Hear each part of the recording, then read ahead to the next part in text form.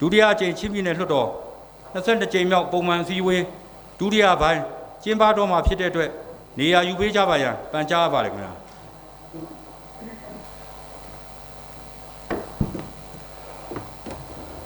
အားလုံးမင်္ဂလာပါအားလုံးထိုင်နိုင်ပါပြီခင်ဗျာ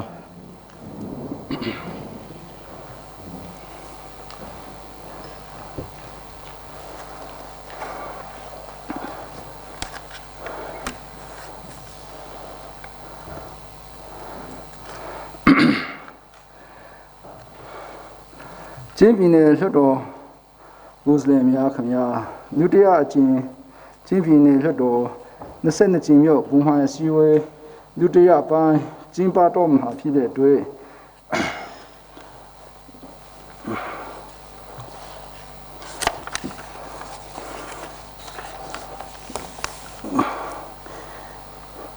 ပြည်နယ်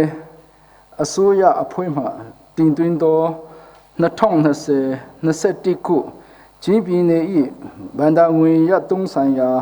ဥပဒေကြမ်းအားဆွေးနွေးခြင်းနှင့်အတည်ပြုခြင်းအစီအစဉ်ဖြစ်ပါတယ်။ပြည်နယ်လွှတ်တော်ကိုယ်စားလှယ်များခင်ဗျာပြည်နယ်အစိုးရအဖွဲ့မှတင်သွင်းသော2020-21ခုချင်းပြည်နယ်၏ဗန္ဒာငွေရသုံးဆိုင်ရာဥပဒေကြမ်းအားဆွေးနွေးရန်အမည်စည်းပေးသွင်းသူတူရှိပါတယ်။မတူပီမြို့နယ်မဲဆန္ဒနယ်အမှတ်1ပြည်နယ်လွှတ်တော်ကိုယ်စားလှယ်ဦးအောင်လင်းအားဆွေးနွေးရန်ဖိတ်ခေါ်ပါတယ်။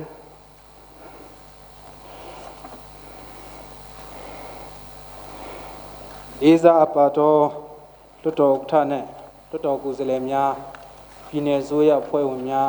ဌာနဆိုင်ရာအကြီးအကဲများဧည့်သည်တော်များအားလုံးမင်္ဂလာပါလို့နှုတ်ခွန်းဆက်တာပါတယ်ကျွန်တော်ကတော့မတူပီမြို့နယ်မဲဆန္ဒနယ်အမှတ်1ပြည်နယ်လွှတ်တော်ကိုယ်စားလှယ်ဦးအောင်လင်းပဲဖြစ်ပါတယ်ကျွန်တော်တို့ဒီ2000ပြည်နယ်အစိုးရမှတင်သွင်းလာတဲ့2020-21ခုချင်းပြည်နယ်၏ဗန္ဒာငွေရသုံးဆိုင်ဥပဒေကျမ်းကိုထောက်ခံဆွေးနွေးသွားမှာဖြစ်ပါတယ်ခင်ဗျာလေးစားအပ်ပါတော်လွှတ်တော်ဥက္ကဋ္ဌကြီးခင်ဗျာကျွန်တော်ချင်းပြည်နယ်အစိုးရတင်သွင်းလာတော့ဗန္ဒာငွေအရသုံးဆိုင်ရာဥပဒေကျမ်းကို2016-19-18-19နှစ်တလိုက်ကျွန်တော်အတည်ပြုပြီးလက်ရှိ9နှစ်မြောက်9နှစ်တက်တန်း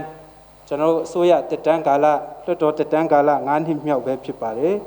ပြည်ထောင်စုရဲ့လိုအပ်တယ်လို့ကျွန်တော်ပြည်နယ်ဘတ်ဂျက်ကိုလည်းထောက်ပံ့ပေးပြီးတော့ဒေသန္တရစီမံကိန်းတစ်နှစ်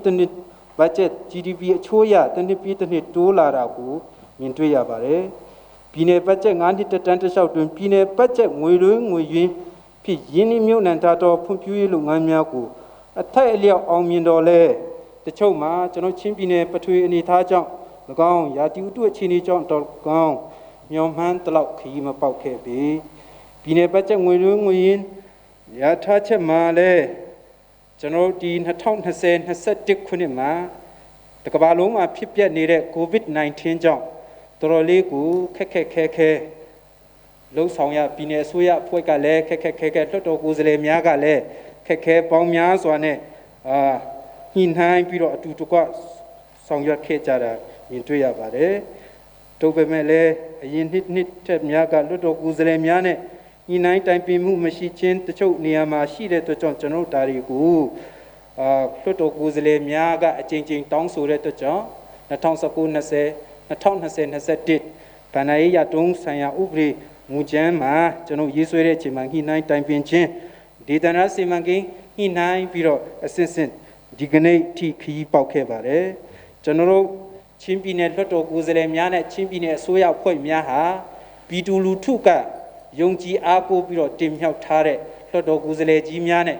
ကျွန်တော်ပြည်နယ်အစိုးရဖြစ်ပါတယ်ကျွန်တော်ရဲ့9နှစ်တက်တန်းအတွင်းမှာလှုပ်ဆောင်ရတဲ့အခမ်းကဏ္ဍအတီးတီးမှာပြည်သူလူထု၏အကျိုးပြည်နယ်အကျိုးကျွန်တော်တို့ဆောင်ရွက်ရခြင်းဖြစ်တဲ့အတွက်ကြောင့်ဒီကနေ့လွှတ်တော်ကိုယ်စားလှယ်များအနေနဲ့တော်လကောင်းပြည်နယ်အစိုးရအနေနဲ့တော်လကောင်းကျွန်တော်တို့စီမံကိန်းရေးဆွဲတဲ့အချိန်မှာလဲဒီတန်တရစီမံကိန်းရေးဆွဲတဲ့အချိန်မှာလဲနောင်လာမယ့်2021 RE ကိုလည်းထိုနည်းတူလွှတ်တော်ကိုယ်စားလှယ်များနဲ့တိုင်ပင်ပြီးတော့ကျွန်တော်ရေးဆွဲမှာဖြစ်ပါတယ်ကျွန်တော်ငါမြို့နယ်ဆိုတဲ့အစွဲ တွေမထားပဲချင်းပြည်နယ်တစ်ခုလုံး၏အကျိုးစီးပွားကိုကျွန်တော်တို့သူတစ်ချက်ငါတစ်ချက်အကုန်လုံးမျှတူမျှဝေကျွန်တော်ပြည်နယ်အကျိုးကိုဆောင်ရွက်မှသာကျွန်တော်ချင်းပြည်လူထုချင်းပြည်နယ်ပြည်သူများကကျွန်တော်ချင်းပြည်နယ်လွှတ်တော်နဲ့ချင်းပြည်နယ်အစိုးရကိုပုံမူယုံကြည်သွားမှာဖြစ်ပါတယ်ကျွန်တော်တို့အစိုးရပဲဆိုတဲ့ပုံစံမျိုးနဲ့ကျွန်တော်လွှတ်တော်ကိုယ်စားလှယ်ပဲဆိုတဲ့ပုံစံမျိုးနဲ့ကျွန်တော်အာဏာပါဝါရှိတော့ဆိုတဲ့အခွင့်ကောင်းကိုယူဖို့ကိုမျိုးနဲ့တီပဲဦးစားပေးရမယ်ဟာမျိုးမဟုတ်ဘဲနဲ့ကျွန်တော်လွှတ်တော်ကိုယ်စားလှယ်နဲ့အစိုးရပူးပေါင်းညီညွတ်မှသာကျွန်တော်ဒေသန္တရစီမံကိန်းအထက်လျောက်အောင်မြင်ပြီး2021ဘဏ္ဍာရေးအရတုံးငွေဥပဒေကျမ်းလုပ်ငန်းအကောင့်ထဲဖောင်ဆောင်ရွက်ရမှုမှာလည်းအည်သွေးဆောင်ရွက်တဲ့အည်သွေးစံချင်းစံညွှန်းနဲ့ပြည်မြင်ဖြစ်ပါတယ်ကျွန်တော်တို့ဒီကနေ့9နှစ်တန်းတွင်းမှာထားခဲ့တဲ့လုပ်ငန်းလုပ်ရက်တွေကိုကျွန်တော်တို့လက်ရှိပြည်သူများကတော့၎င်းနောက်အနာဂတ်ကျွန်တော်တို့လူငယ်များအတွက်တကလုံးဒါမှတ်တမ်းမှတ်ရအဖြစ်ကျွန်တော်လုပ်ရက်များကိုမှတ်တမ်းရေးထိုးရမှာဖြစ်ပါတယ်ကျွန်တော်တို့ရဲ့လုပ်ရက်တီဟာနောက်လူငယ်များအတွက်တော်၎င်းပြည်နယ်အတွက်တော်၎င်းနာကြီးစရာမဟုတ်ဘဲနဲ့ကျွန်တော်တို့ဒါတွေကိုမဖြစ်အောင်ရှောင်ကျဉ်ရမှာဖြစ်ပါတယ်မိမိဆန္ဒနဲ့အတီးတီးမှလည်းအားလုံးကလိုအပ်ချက်ကြီးဖြစ်ပါတယ်ဥပမာပြောရရင်ကျွန်တော်မတူပီမြို့နယ်မှာဆိုရင်မတူပီမြို့ပေါ်မှာဆိုရင်တနစ်ကိုຫນွေရာတီတော်၎င်းဆောင်းရာတီတော်၎င်းရေရီကဝယ်ယူလျက်ရှိတပေပါကို1500နှုန်းနဲ့ဝယ်ယူပြီးတော့နေ့စဉ်နဲ့အမျှတုံးနေရပါတယ်ကျွန်တော်တို့အားလုံးတောင်ပေါ်ချင်းပြည်နယ်ရဲ့အနေထားကြောင့်တောင်ပေါ်ဒေသမှာတော်တော်များများတောင်ပေါ်မှာမြုပ်တည်ထားတဲ့အတွက်ကြောင့်ရေရှားပါမှုကတော်တော်ရင်ဆိုင်နေရပါတယ်ဒါတွေကိုကျွန်တော်တို့မြုပ်ကိုလည်းကျွန်တော်တို့မြုပ်တစ်ခုတည်းပဲမတူပီတစ်ခုတည်းပဲလိုအပ်တာမဟုတ်ပါဘူးချင်းပြည်နယ်တစ်မြုပ်ချင်းပြည်နယ်တစ်ပြည်နယ်လုံးမှာမြုပ်အားလုံးကတောင်ပေါ်မှာတည်ထားတဲ့အတွက်ကြောင့်ရေအားလုံးလိုအပ်လျက်ရှိပါတယ်ဒါတွေကိုလည်းပြည်သူတွေရဲ့လူသားအရင်းမြစ်တစ်ခုဖြစ်တဲ့စာနာရိက္ခတကယ်မရှိမဖြစ်လိုအပ်တဲ့ရေတွေကိုကျွန်တော်တို့ပြည်နယ်အစိုးရကနောက်21မှာလဲဒါတွေကိုဘယ်မြို့နယ်မှာတကယ်ရေအခက်ခဲရှိတယ်လဲဆိုတဲ့ဟာပြည်နယ်အစိုးရကကွန်းစင်မြေပြင်မှာကွန်းစင်ဖုတ်လို့ပါတယ်ကျွန်တော်တမျိုးထဲပဲရေပေးရမယ်တမျိုးထဲပဲရေဦးစားပေးရမယ်ဆိုတဲ့ဟာမျိုးမဟုတ်ဘဲနဲ့အားလုံးအငြိအမြတ်ဘယ်လိုမျိုးဆိုတဲ့ဟာမျိုးကျွန်တော်ဆောင်ရွက်ဖို့လုပ်ပါတယ်ပြည်နယ်အစိုးရကျွန်တော်တို့ဒီ2021ဘဏ္ဍာရေးနှစ်မှာတော်ကောင်ဘဏ္ဍာရေးရတုံးငွေဥပဒေကျမ်းဒီကိုလည်းကျွန်တော်တို့ချင်းပြည်နယ်အစိုးရကချင်းပြည်နယ် website ကိုထောင်ထားတာရှိပါတယ်ဒါကိုကျွန်တော်ပြည်သူလူထုကိုပွန့်လင်းချပြဖို့ကလိုပါတယ်ကျွန်တော်ချင်းပြည်နယ်အစိုးရရဲ့ website ကျွန်တော်ကြည့်လိုက်တော့ပြည်နယ်အစိုးရရဲ့ကွန်းစင်းတာတွေပဲကျွန်တော်မြင်တွေ့နေရပါတယ်ဒါတွေကို active ဖြစ်အောင်ပွင့်လင်းမြင်သာမှုရှိအောင်ချင်းပြည်နယ်ရဲ့ budget ခွဲဝေမှုတော်၎င်းငွေလွှဲငွေရင်းအသုံးပြုမှုမြို့နယ်အလိုက်လျာထားမှုတော်၎င်းအချိန်မီကျွန်တော်ပြည်နယ်အစိုးရကပြည်နယ်လွှတ်တော်ကအတည်ပြုတာနဲ့ပြည်နယ်အစိုးရတရားဝင်အားလုံးပွင့်လင်းမြင်သာမှုရှိအောင်ဒါကို website မှာလည်းတင်ပါတယ်ထိုနည်းတူပဲခက်ရည်စည်းကြောင်းရကျွန်တော်တို့ဒီပြည်နယ် budget ကလည်းဒီယခုကျွန်တော်အတည်ပြုပြီးတော့2021အောက်တိုဘာလမှာကျတော့တန်တာခေါ်ရတော့မှာဖြစ်ပါတယ်ပြည်နယ်အစိုးရကဒီတန်တာခေါ်တဲ့အချိန်မှာလည်းချင်းပြည်နယ်ရဲ့လမ်းပန်းဆက်သွယ်ရေးအခက်ခဲကြောင့်သတင်းစာတွေမှာထည့်သွင်းတာမျိုးရှိကောင်းရှိနိုင်ပါတယ်တုတ်ပေမဲ့လည်းချင်းပြည်နယ် website ရှိရဲ့ဒါနဲ့ကျွန်တော် website မှာဒါတို့တင်တာခေါ်ရအများပွင့်လင်းမြင်သာမှုရှိအောင်တင်တာခေါ်တဲ့ရက်တော်၎င်းဒါတွေကိုထည့်သွင်းပြီးတော့အစိုးရအနေနဲ့ဒါမှသာပွင့်လင်းမြင်သာပြီးတော့ကျွန်တော်တို့လွှတ်တော်နဲ့အစိုးရရဲ့နာမည်ကောင်းလဲကြံသွားမှာဖြစ်ပါတယ်ချင်းပြည်နယ်အစိုးရအနေဖြင့်တင်တာလုပ်ငန်းဆောင်ရွက်ရန်တွင်လဲဒါ2021ကျွန်တော်တို့ကအတည်ပြုပြီးတော့နောက်အောက်တိုဘာလကျတော့တင်တာခေါ်ရတော့မှာဖြစ်ပါတယ်လက်ရှိကျွန်တော်9နှစ်တန်းအတွင်းမှာတင်တာရတော်တော်များများကျွန်တော်တို့မြေပြင်မှာကွန်းစင်ဆောင်ရွက်တဲ့ချိန်မှာလုပ်ငန်းရှင်တွေတော်တော်များများကလွှတ်တော်ကိုယ်စားလှယ်တွေကမလိုအပ်ဘဲနဲ့ပြည်နယ်အစိုးရကိုကျွန်တော်ပိုင်ပါတယ်ပြည်နယ်အစိုးရစီကိုကျွန်တော်ကပ်ပြီးတော့ကျွန်တော်ငွေဘာဖြစ်ကျွန်တော်ထုတ်လုပ်ရတယ်ဆိုတဲ့ဟာမျိုးဒါတွေရှိနေတဲ့အတွက်ကြောင့်ဒီဟာတွေကိုပြည်နယ်အစိုးတချို့ကကုမ္ပဏီတွေကတချို့ကအလုပ်ကိုတော်တော်စူးစမ်းချင်ပါတယ်ထိုနည်းတူပဲတချို့ကဒီလိုမျိုးလူကြီးတွေပိုင်နေဆိုတဲ့ဟာမျိုးတွေဖြစ်လာတော့ချင်းပြည်နယ်လုပ်ငန်းလောက်ကင်နေတဲ့တချို့စူးစမ်းမှုတွေအားရော့ပြီးတော့ဘယ်လိုမျိုးနီးလန်းနဲ့ပဲကျွန်တော်ပြည်နယ်အစိုးရကိုကတ်မယ်ဆိုတဲ့ဟာမျိုးတွေမဖြစ်ပေါ်လာအောင် ချင်းပြည်နယ်အစိုးရအနေဖြင့်ဒီကုမ္ပဏီ10ခုကိုဥပမာ1 to top 10ဝင်တဲ့ကုမ္ပဏီတွေကိုရွေးချယ်ပြီးတော့ပုံပြုပွဲလေးတွေပါလေးတွေလုပ်လိုက်ရင်ဒါချင်းပြည်နယ်အစိုးရရဲ့လုပ်ငန်းဒေသန္တရစီမံကိန်းမှာလည်းလုပ်ရတဲ့အည်သွေးလည်းပေါ်လွင်လာမယ်ပြီးတော့ဒီလုပ်ငန်းရှင်ဘက်ကလည်းကျွန်တော်အနှင်းထားတဲ့ contract တွေကိုလည်းအလုပ်ပုံမူစူးစမ်းလာမှာဖြစ်ပါတယ်ဒီလိုမျိုးထိရောက်ရောက်ဆောင်ရွက်ဖို့အစိုးရအပေါ်မှာတာဝန်ရှိပါတယ်တခြားတိုင်းနဲ့ပြည်နယ်ဒေသတွေမှာတော့လွှတ်တော်တင်နာဖွင့်ပွဲတွေမှာပွင့်လင်းမြင်သာမှုရှိအောင်လွှတ်တော်ကိုယ်စားလှယ်တွေဖိတ်ကြားပြီးတော့ဘယ်ကုမ္ပဏီလွှတ်တော်ကိုယ်စားလှယ်ညွှန်ကြားလို့မရတဲ့ contract တွေကိုဘယ်ကုမ္ပဏီကိုတော့အလုပ်ငန်းမပေးပါနဲ့ဆိုတဲ့ဟာမျိုးကန့်ကွက်တာတွေရှိပါတယ်တခြားပြည်နယ်နဲ့တိုင်းဒေသကြီးမှာဒါတွေကိုကျွန်တော်လွှတ်တော်ကိုယ်စားလှယ်တွေကို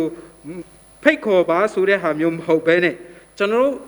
အပြန်အလှန်ထိန်းချောင်းရမယ်လွှတ်တော်ကိုယ်စားလှယ်ဘက်ကလည်းအစိုးရရဲ့တင်နာကြားမှာကျွန်တော်ကြားနေပြီးတော့ထိန်းချောင်းရမယ်အနေထားဖြစ်ပါတယ်ဒါမှအစိုးရကမြေပြင်အောက်ခြေထိကွင်းမစင်းနိုင်တဲ့အတွက်ကြောင့်ကျွန်တော်လွှတ်တော်ကိုယ်စားလှယ်များကကွင်းစင်းတဲ့အချိန်မှာထိရောက်ရောက်ဖြစ်သွားအောင်ဒါတွေကိုလွှတ်တော်ကိုယ်စားလှယ်များနဲ့ထိရောက်မှု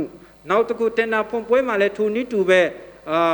ဘယ်သူဘယ်ဝါက1 to 3ဝင်နေဆိုတဲ့ဟာမျိုးတွေလည်းတခါတည်းချပြဖို့ပြည်နယ်အစိုးရမှာလိုအပ်ပါတယ်နောက်တစ်ခုကဒီ3ခုရွေးချယ်တဲ့ထဲမှာလည်းကျွန်တော်တို့အများနီးတူအောင်လွှတ်တော်ကိုယ်စားလှယ်မပါဘဲမဲ့လည်းသတင်းစာရှင်းလင်းပွဲတော့မဟုတ်ဒါတွေကိုဘယ်လိုမျိုးဆိုတဲ့ဟာမျိုး result တွေလည်းဘယ်ကုမ္ပဏီကရရှိတယ်ဘယ် contract ကရရှိတယ်ဆိုတဲ့ဟာလည်းချင်းပြည်နယ် website မှာအချိန်နဲ့တပြေးညီတင်စေချင်ပါတယ်ဒါကြောင့်မလို့ဒီအစိုးရကတင်သွင်းလာတဲ့2021ဘဏ္ဍာနှစ်ဤဘဏ္ဍာငွေအရအစိုးအတုံးဆိုင်ရာဥပဒေကြမ်းကိုထောက်ခံပြီးတော့ဆွေးနွေးသွားတာဖြစ်ပါတယ်လွှတ်တော်ကိုယ်စားလှယ်များနဲ့ပြည်내အစိုးရများကိုလည်းကျွန်တော်လုပ်ငန်းရက်တီကို9နှစ်တန်းပြည့်တဲ့အတွက်ကြောင့်စိတ်ထဲမှာကျွန်တော်တယောက်နဲ့တယောက်အတူတကွပူးပေါင်းဆောင်ရွက်ပြီးတော့ကျွန်တော်တို့ဒီဟာမကြခင်ပဲရွေးကောက်ပွဲထွေရွေးကောက်ပွဲကျင်းပတော့မှာမလို့တချို့လွှတ်တော်ကိုယ်စားလှယ်ကြီးများကလည်းတော်လကောင်းအစိုးရအဖွဲ့ဝင်များမိမိပါတီတီကတော်လကောင်းကိုယ်စားလှယ်လောင်းအဖြစ်ဝင်ရောက်ရှင်ပြိုင်မှာဖြစ်ပါတယ်တတိပုဂ္ဂလဖြစ်လဲဝင်ရောက်ရှင်ပြိုင်မှာဖြစ်တဲ့အတွက်ကြောင့်ဒီကနေ့လွှတ်တော်ရွေးကောက်ပွဲမကျင်းပမီချိန်ထိဒါဒီကနေ့လွှတ်တော်မှာစုံလင်တွေးဆုံရခြင်းဖြစ်တဲ့အတွက်ကြောင့်ရွေးကောက်ပွဲပြီးမှသာကျွန်တော်ပြန်လဲစုံစည်းပြီးတော့အတီးတီးအားလုံးအောင်မြင်ကြပါစေကြောင်းဆုမွန်ကောင်းတောင်းရင်းနဲ့နေကုံချုပ်အပ်ပါတယ်ကျေးဇူးတင်ပါတယ်ခင်ဗျာဒီနေ့လွှတ်တော်ကိုယ်စားလှယ်များခင်ဗျာလွှတ်တော်ကိုယ်စားလှယ်မှဆွေးနွေးပြီးဖြစ်ပါတဲ့ဖြင့်ပြည်내အစိုးရမှအစည်းအဝေးပေးရန်ဖိတ်ခေါ်ပါတယ်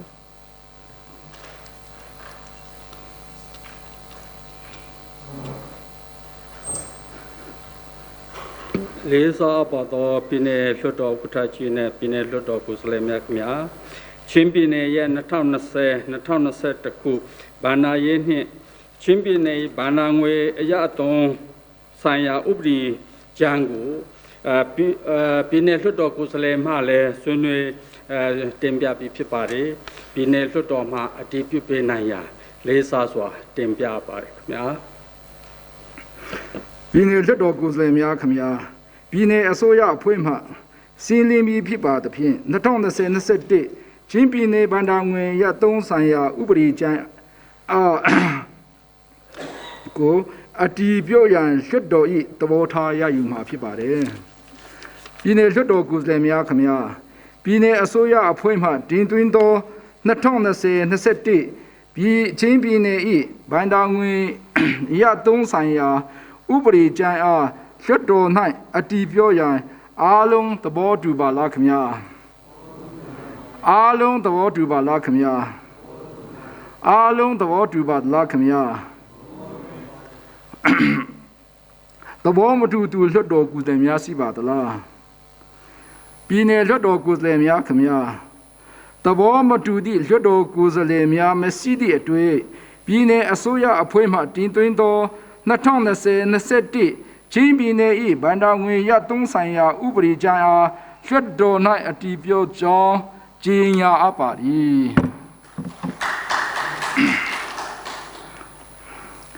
ပြည်내လွှတ်တော်ကိုယ်စားလှယ်များခင်ဗျာချင်းပြည်내အစိုးရအဖွဲ့မှတင်သွင်းသော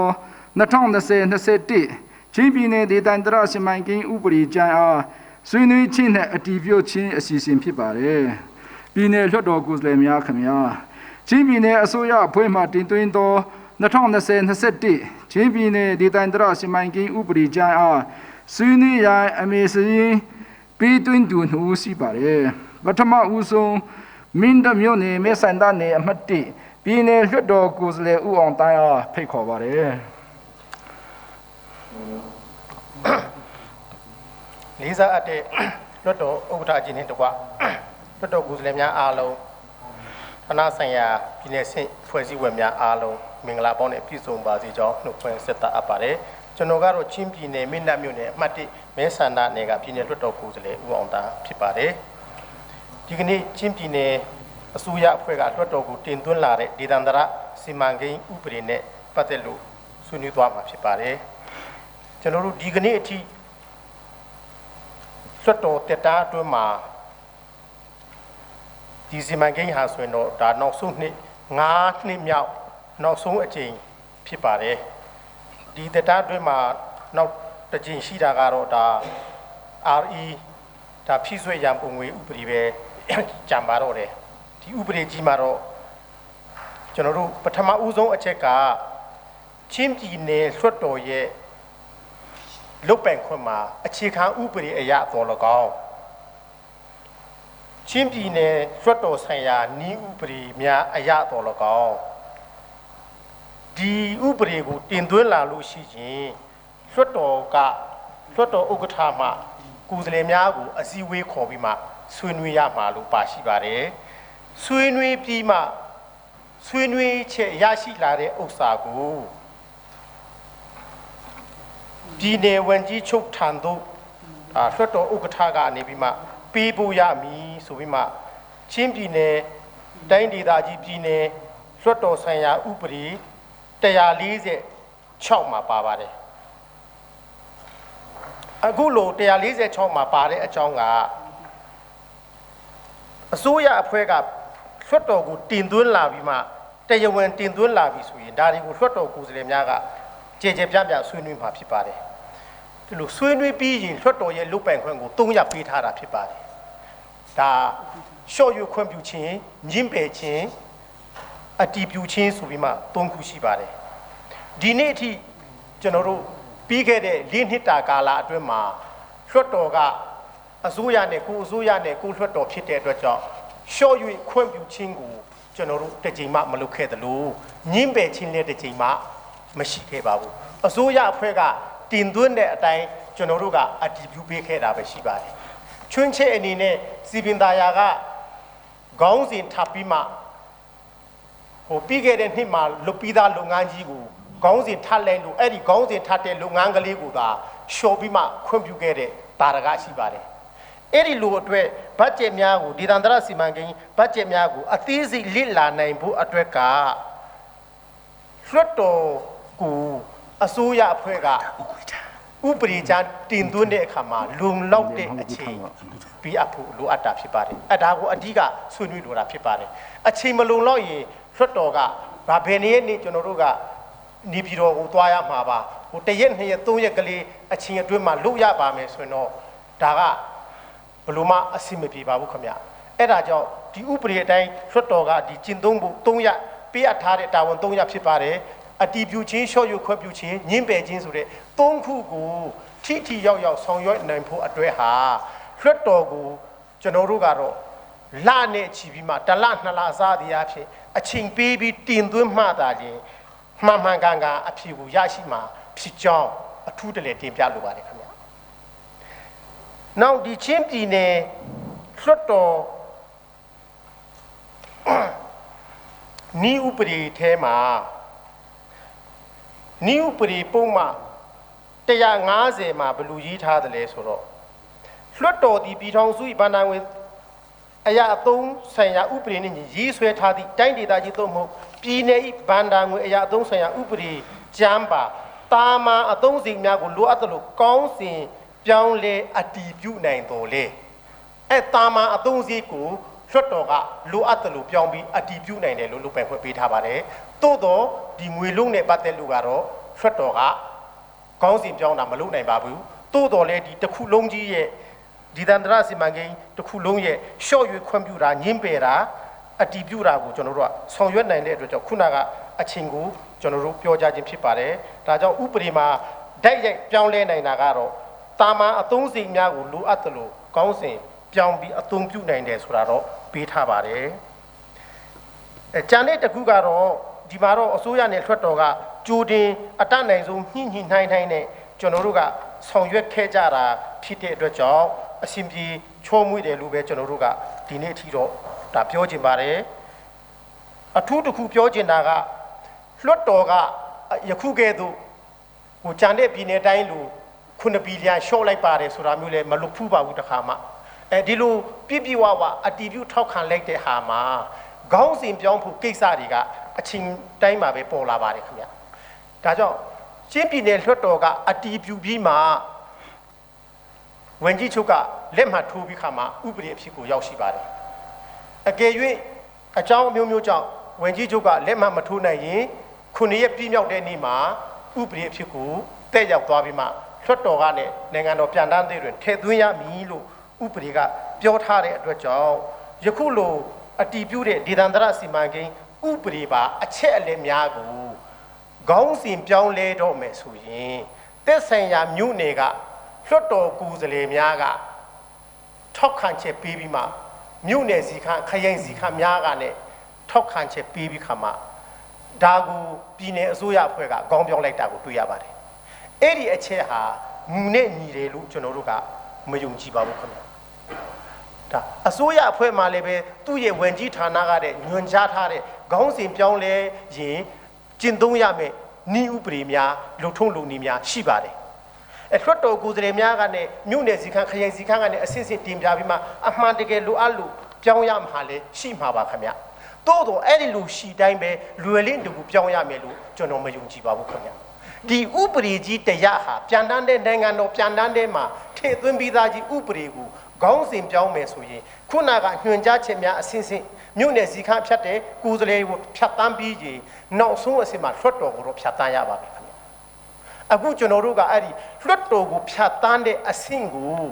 ကျော်လွန်ပြီးမှခေါင်းပြောင်းတာတွေကိုတွေ့ရတဲ့အတွက်ကြောင့်ဒါတွေဟာတော့ဥပဒေနဲ့မညီဘူးလို့ကျွန်တော်တို့သုံးသပ်ရတဲ့အတွက်ကြောင့်တခုဒီဥပဒေကိုလည်းကျွန်တော်တို့ကအားလုံးထောက်ခါအတည်ပြုမှာဖြစ်ပါတယ်သို့တော်များလည်းခေါင်းပြောင်းရတဲ့အခါမှာကြာရင်တော့လူထုံးလူနည်းအဆင့်ဆင့်နိုင်ငံတော်ကညွှန်ကြားသလိုလာပြီးမှလွှတ်တော်ကိုယ်စားလှယ်နဲ့မြို့နယ်ခရိုင်စီခန့်များရဲ့ထောက်ခံချက်များနဲ့အတူပြည်စုံပြီးဆိုရင်တော့ကျွန်တော်တို့လွှတ်တော်ကိုဖြတ်တန်းရင်လွှတ်တော်ကလည်းအတည်မပြုပေးစရာမရှိပါဘူးခင်ဗျဒါဆိုရင်တော့ဒီလိုပြောင်းလဲလုပ်သိပါတယ်ဆိုတာလွှတ်တော်ကအတည်ပြုပြီးမှသာရှင်ကျွန်တော်တို့ကခေါင်းစဉ်ပြောင်းလဲဆောင်ရွက်ရင်ပုံမူတင့်တော်မှာဖြစ်ကြောင်းတင်ပြဆွေးနွေးလိုပါတယ်တစ်ဖက်ကတော့ဒီဥပဒေချမ်းကိုလည်းအားလုံးအစစ်စစ်ဆွေးနွေးပြီးသားဖြစ်တဲ့အတွက်ကြောင့်အတည်ပြုတင်ပါကြောင်းထောက်ခံဆွေးနွေးရင်းနဲ့ညီကုန်းချုပ်ပါတယ်ခင်ဗျအားလုံးကျေးဇူးတင်ပါတယ်ဆက်လက်ပြီးကံပလမြို့နယ်မြေစံတနယ်မှတ်တိပြည်နယ်လွှတ်တော်ကိုယ်စားလှယ်ဦးကိုထားဆွေးနွေးရန်ဖိတ်ခေါ်ပါတယ်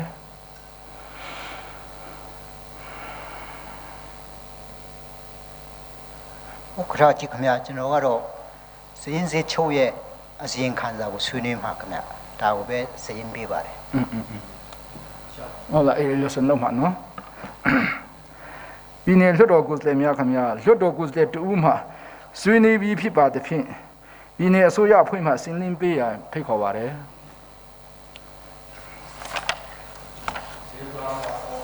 ပြည်နယ်လွှတ်တော်ဥက္ကဋ္ဌကြီးနဲ့ပြည်နယ်လွှတ်တော်ကိုယ်စားလှယ်များခင်ဗျာချင်းပြည်နယ်ရဲ့ရင်းနှီးမြှုပ်နှံမှုအစီအစဉ်ရ2020-2021 ဘဏ္ဍာနှစ်နိုင်ငံပိုင်ခါမှပြည်နယ်ဘဏ္ဍာရန်ပုံငွေလုံးငွေရင်ကျပ်144.289 ဘီလီယံဖြင့်လုပ်ငန်းစီမံကိန်းများကိုဆောင်ရွက်ရမှာဖြစ်ပါတယ်တို့ဖြစ်ပါ၍2020-2021 ခုနှစ်ချင်းပြည်နယ်ရဲ့ဒေသန္တရစီမံကိန်းဥပဒေချမ်းအားပြည်နယ်လွှတ်တော်ကိုယ်စားလှယ်မှလည်းဆွေးနွေးထားပြီးဖြစ်ပါ၍ဒီပြည်နယ်လွှတ်တော်မှအတည်ပြုပေးနိုင်ရန်လေးစားစွာတင်ပြပါတယ်ခင်ဗျာအားလုံးကိုကျေးဇူးတင်ပါတယ်ပြည်နယ်လွှတ်တော်ကိုယ်စားလှယ်များခင်ဗျာ 2020-21ချင်းပြည်နယ်ဒေသန္တရစီမံကိန်းဥပဒေကြမ်းအားပြည်နယ်အစိုးရအဖွဲ့မှစင်းလင်းပြီးဖြစ်ပါသဖြင့်အတည်ပြုရန်လွှတ်တော်၏သဘောထားရယူမှာဖြစ်ပါတယ်။ပြည်နယ်လွှတ်တော်ကိုယ်စားလှယ်များခင်ဗျာပြည်နယ်အစိုးရအဖွဲ့မှတင်သွင်းသော2020-21ချင်းပြည်နယ်ဒေသန္တရစီမံကိန်းဥပဒေကြမ်းအားလွှတ်တော်၌အတည်ပြုရန်အားလုံးသဘောတူပါလားခင်ဗျာအားလုံးသဘောတူပါလားခင်ဗျာအားလုံးသဘောတူပါလားခင်ဗျာသဘောမတူတဲ့လွှတ်တော်ကိုယ်စားလှယ်များရှိပါလားဒီနေ့လွှတ်တော်ကိုယ်စားလှယ်များခင်ဗျာသဘောမတူသူလွှတ်တော်ကိုယ်စားလှယ်များမရှိပါသဖြင့်ချင်းပြည်နယ်အစိုးရအဖွဲ့မှတင်သွင်းသော2020-21ခုချင်းပြည်နယ်ဒေသန္တရစီမံကိန်းဥပဒေကြမ်းအားလွှတ်တော်၌အတည်ပြုကြောင်းကြေညာအပ်ပါတယ်ခင်ဗျာစီစဉ်ချုပ်ပြည်နယ်လွှတ်တော်ကိုယ်စားလှယ်များခင်ဗျာပြည်နယ်အစိုးရအဖွဲ့မှတင်သွင်းသောချင်းပြည်နယ်စီပင်သာယာရေးဥပဒေပြင်ဆင်ပေးနိုင်ရေးဆွေးနွေးခြင်းနဲ့အတည်ပြုခြင်းအစီအစဉ်ဖြစ်ပါတယ်ပြည်နယ်လွှတ်တော်ကိုယ်စားလှယ်များခင်ဗျာပြည်နယ်အစိုးရအဖွဲ့မှတင်သွင်းသောချင်းပြည်နယ်စီပင်သာယာရေးဥပဒေပြင်ဆင်ပေးနိုင်ရေးအားဆွေးနွေးရန်အမေစရင်ပေးသွင်းသူတူရှိပါတယ်မင်းတပ်မြို့နယ်မေဆန္ဒနယ်အမှတ်1ပြည်နယ်လွှတ်တော်ကိုယ်စားလှယ်ဦးအောင်တန်းအားဖိတ်ခေါ်ပါတယ်လေးစားအပ်တဲ့လွှတ်တော်ဥက္ကဋ္ဌကြီးနဲ့တကွလွှတ်တော်ကိုယ်စားလှယ်များဝင်ကြီးချုပ်နဲ့တကွပြည်နယ်အစိုးရအဖွဲ့ဝင်ဝန်ကြီးများအားလုံးမင်္ဂလာပေါင်းနဲ့ပြည့်စုံပါစေကြောင်းဆုမွန်ကောင်းပို့တာအပ်ပါတယ်ကျွန်တော်ကတော့ချင်းပြည်နယ်မင်းတပ်မြို့အမှတ်1မဲဆန္ဒနယ်ကပြည်နယ်လွှတ်တော်ကိုယ်စားလှယ်ဦးအောင်တန်းဖြစ်ပါတယ်ဒီကနေ့ချင်းပြည်နယ်အစိုးရအဖွဲ့ကနေတင်သွင်းလာတဲ့စီပင်သာယာရေးဥပဒေပုံမှန်58နဲ့ပတ်သက်လို့ဆွေးနွေးသွားမှာဖြစ်ပါတယ်ဒီစီပင်သာယာရေးဥပဒေပုံမှန်58ဟာမူလကပါရာကဝန်ထမ်းအတွက်ကုန်ကျစရိတ်သည်နှစ်စဉ်ရရှိသောဝင်ငွေ၏30%နှုန်းထက်ကျော်လွန်ခြင်းမရှိစေရလို့ပါရှိတာဖြစ်ပါတယ်ဒါကိုအခုချင်းပြည်နယ်အစိုးရအဖွဲ့ကနေလွှတ်တော်ကိုပြုပြင်ရန်အတွက်တင်သွင်းလာတာကပုံမှန်58မှာဝန်ထမ်းအတွက်ကုန်ကျစရိတ်သည်နှစ်စဉ်ရရှိသောဝင်ငွေ၏69%နှုန်းထက်ကျော်လွန်ခြင်းမရှိစေရဆိုပြီးမှ30%နှုန်းအစား69%နှုန်းကိုပြင်ဆင်ပြီးမှတင်သွင်းလာတာဖြစ်ပါတယ်ဒီကိစ္စနဲ့ပတ်သက်လို့69%နှုန်းဖြစ်ပေါ်လာခြင်းဟာမူလကဒီနေ့မနေ့တင်သွင်းထားတာကရာခိုင်နှုန်းပြီးနဲ့တင်သွင်းတာဖြစ်ပါတယ်ပြည်နယ်အစိုးရမှအတည်ပြုထားသောဝန်ထမ်းဖွဲ့စည်းပုံအတိုင်းအတည်ပြုပေးပါရာဆိုတဲ့ဥစ္စာကသူတို့ကဒီကနေ့ဝန်ထမ်းဖွဲ့စည်းပုံကို600နဲ့ဖွဲ့စည်းထားတာဖြစ်ပါတယ်600ဆိုတာကျွန်တော်တို့မြို့နယ်အားလုံးနဲ့ကျွန်တော်တို့ဒီပြည်နယ်ဝန်ထမ်းများအားလုံးဖြစ်ပါတယ်အမှုထမ်းအရာထမ်းအားလုံးဖြစ်ပါတယ်အဲ့ဒီ600အတွက်လိုအပ်တဲ့ပမာဏကိုအကြမ်းပြင်းဆွေးနွေးရမယ်ဆိုရင်သူတို့ရဲ့ဝင်ငွေရာခိုင်နှုန်းဖြစ်တဲ့ 1.4 ဘီလီယံကျွန်တော်တို့တစ်နှစ်စီပင်ရဲ့ဝင်ငွေတန်ပေါင်း1400ကိုမူတည်ထားတဲ့သဘောရှိပါတယ်တန်ပေါင်း1400ကိုဝန်ထမ်းလစာနဲ့အသုံးစရိတ်တွေမှာအကုန်လုံးသုံးလိုက်မယ်ဆိုရင်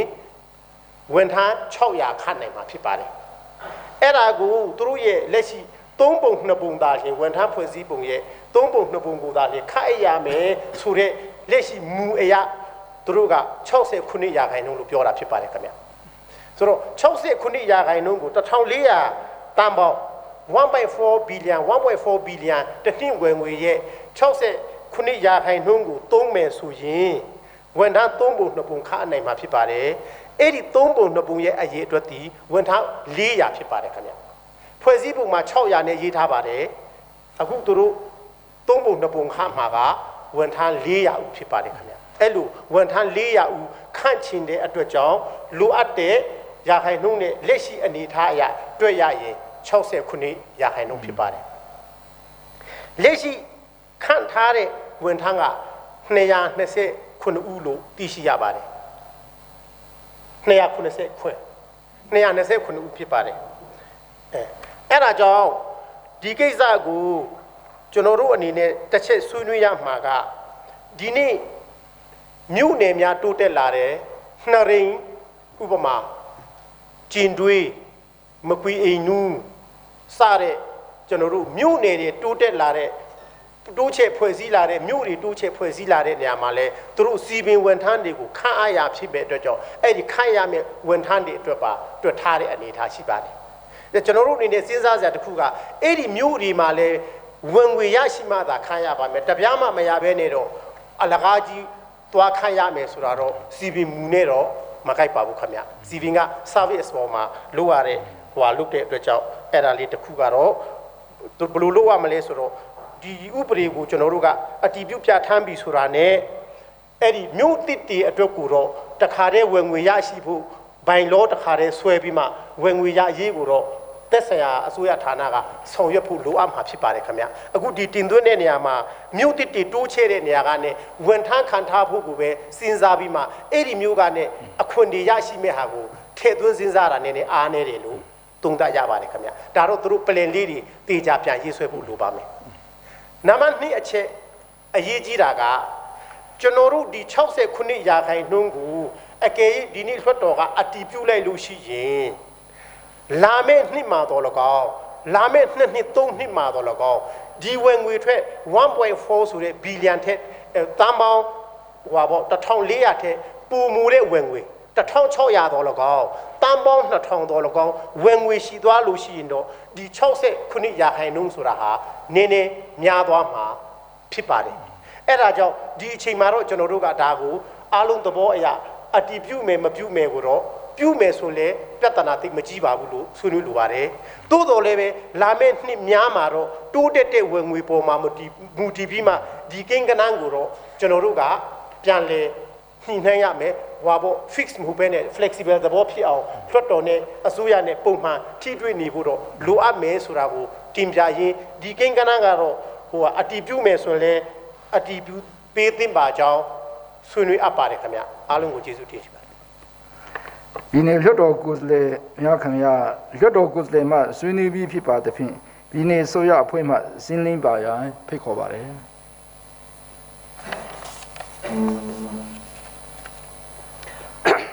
လေးစားတဲ့လွှတ်တော်ထားခြင်းနဲ့လွှတ်တော်ကိုယ်စားလှယ်များချစ်ပြည်နယ်ဝန်ကြီးနဲ့အစိုးရဖွဲ့ဝင်ကြီးများ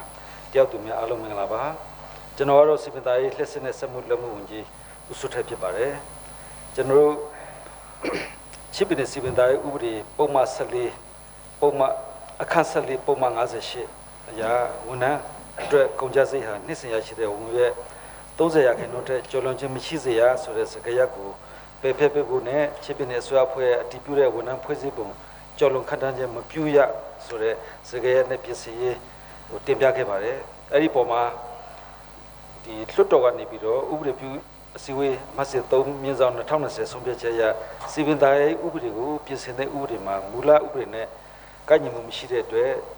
ချစ်ပြည်နယ်စီပင်သားရေးဥပဒေပုံမှန်58မှာပါရှိတဲ့30ရာခိုင်နှုန်းဆိုတဲ့စကားရပ်ကို50ရာခိုင်နှုန်းဆိုတဲ့စကားရပ်နဲ့အစားထိုးဟိုသဘောတူဆုံးဖြတ်ပြီးတော့ပေးပို့လာပါတယ်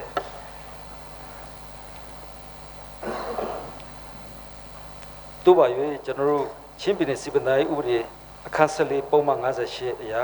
ဝန်ထမ်းများအတွက်ကုန်ကျစရိတ်ဟာနှစ်စဉ်ရရှိတဲ့ဝန်ငွေရဲ့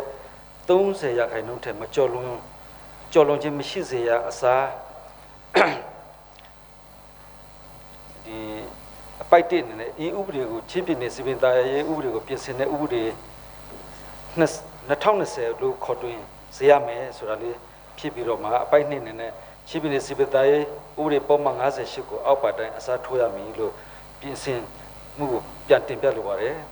ဆို58အရာဝန်ထမ်းအတွက်ကုန်ကျစရိတ်သည်နှစ်စဉ်ရရှိသောဝန်ငွေရဲ့69ရာခိုင်နှုန်းထက်ကျော်လွန်ခြင်းမရှိစေရလို့ပြင်ဆင်နိုင်ဖို့အတွက်ယနေ့ကျင်းပတဲ့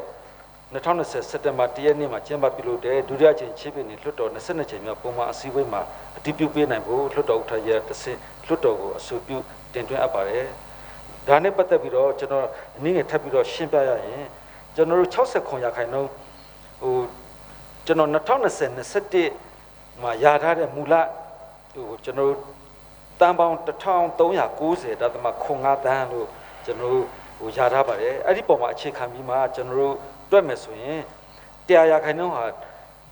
1390.05 တန်းဖြစ်ပြီးတော့69 ရာခိုင်နှုန်းဟာတန်ပေါင်း931.3 တန်းဖြစ်မှာဖြစ်ပါတယ်အဲ့ဒီ69 ရာခိုင်နှုန်းသတ်မှတ်လို့ရှိရင်တော့ကျွန်တော်တို့ခန့်အပ်မဲ့ဝန်ထမ်းအချိုးလက်ညီပြီးတော့လက်ရှိဝင်ငွေအချိုးနဲ့လက်ညီမှာဖြစ်ပါတယ်အခုနကိုယ်စားလှယ်တော်ကြီးရှင်းပြသလိုပဲကျွန်တော်တို့အခွန်အခများထပ်ပြီးတော့တိုးမြင့်ရရှိလာခဲ့လို့ရှိရင်လည်းဒါကိုသုံးသပ်ပြီးတော့ပြန်လဲဝန်ထမ်းခန့်ထားရင်ကိုပြန်စဉ်းစားဖို့လိုပါမယ်လက်ရှိကတော့ကျွန်တော်တို့အနေနဲ့ဒီဝင်ငွေခွန်ပေါ်မှာ69 ရာခိုင်နှုန်းကိုအတည်ပြုပေးဖို့တင်ပြပါတယ်ကျေးဇူးတင်ပါတယ်ခင်ဗျ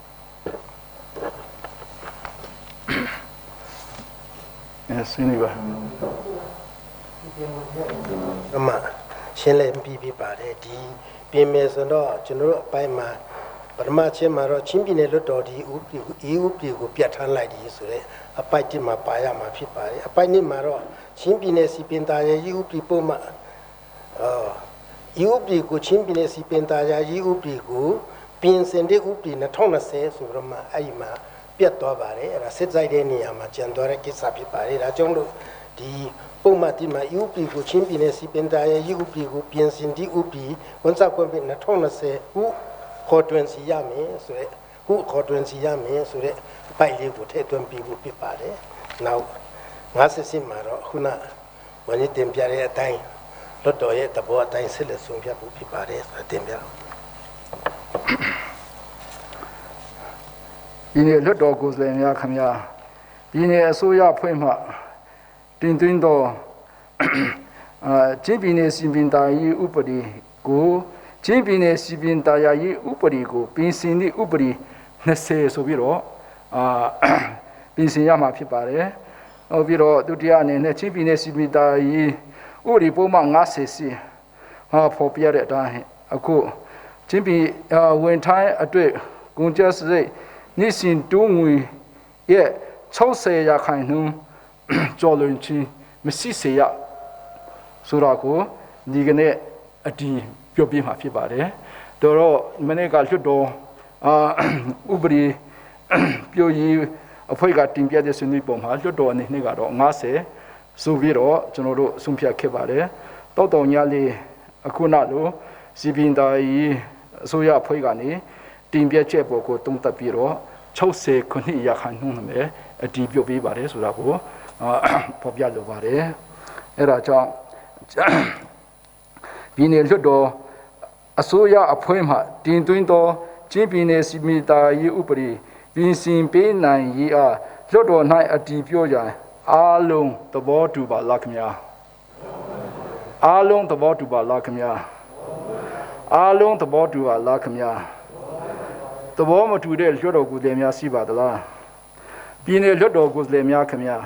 သဘောမတူသည့်လွတ်တော်ကိုယ်စားလှယ်များမရှိသည့်အတွက်ပြည်နယ်အစိုးရအဖွဲ့မှတင်သွင်းသောချင်းပြည်နယ်စီပင်သားရေးဥပဒေအခန်း14ပုံမှန်50စီအားလွတ်တော်၌အတည်ပြုကြောင်းကြေညာအပ်ပါတယ်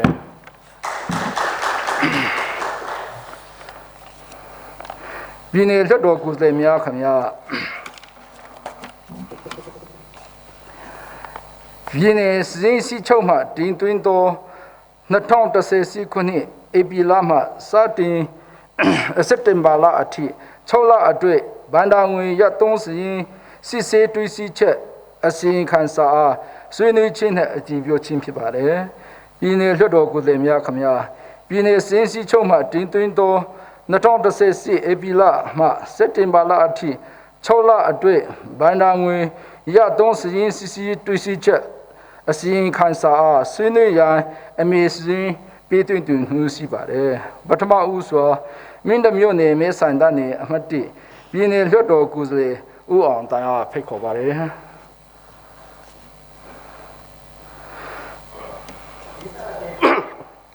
လေးစားအပ်တဲ့လွှတ်တော်ဥက္ကဋ္ဌကြီးခင်ဗျာ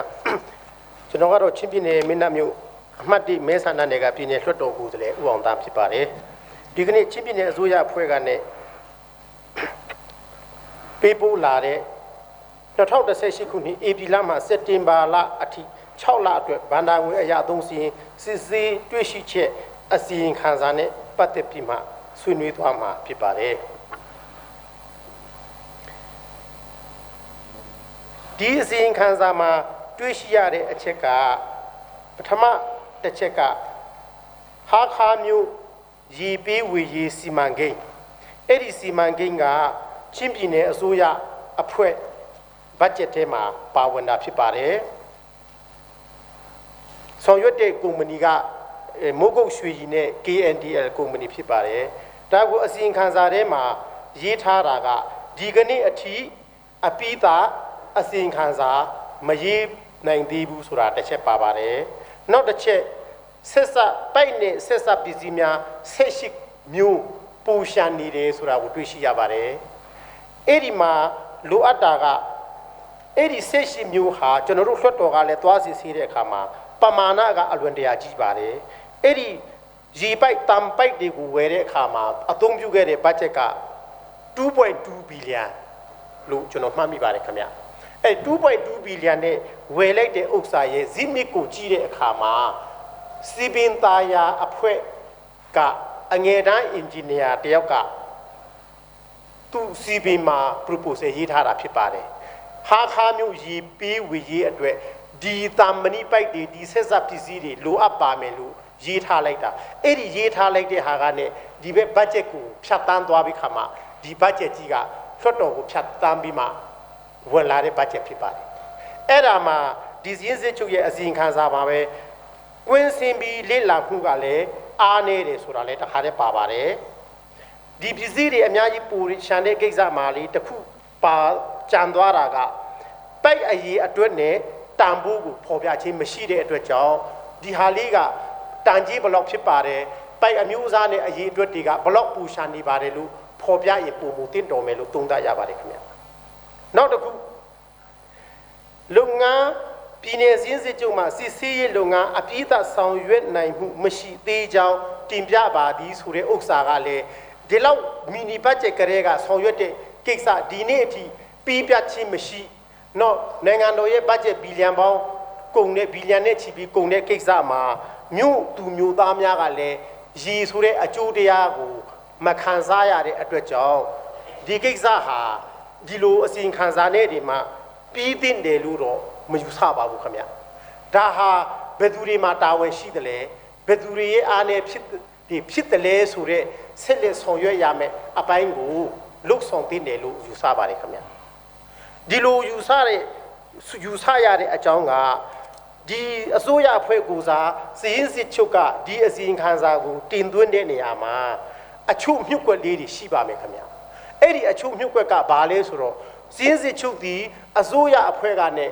ခါထားတာဖြစ်တဲ့အတွက်ကြောင့်သူ့အစိုးရအဖွဲ့ကိုငယ်ပြီးခါမှအဲ့ဒါကိုမဖော်ပါဒါဒီဥပဒေနဲ့အညီအရေးယူဆောင်ရွက်တင်ကြောင်းလို့ဒီအစီရင်ခံစာမှာရေးတင်တယ်လို့သုံးသပ်ရပါတယ်ခင်ဗျဒါကဒီရေးပေးရေးနဲ့ပတ်သက်လို့ဖြစ်ပါတယ်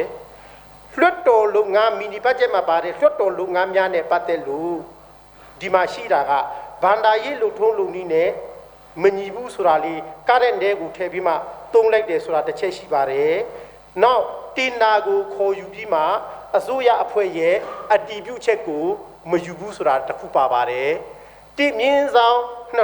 2010ခုနှစ်မညီညွတ်ဘူးလို့သုံးသပ်ထားတာလည်းပါတဲ့အတွက်ကြောင့်အဲ့ဒီသုံးသပ်ချက်တွေကတော့လွှတ်တော်ရုံးအဖွဲ့အစည်းက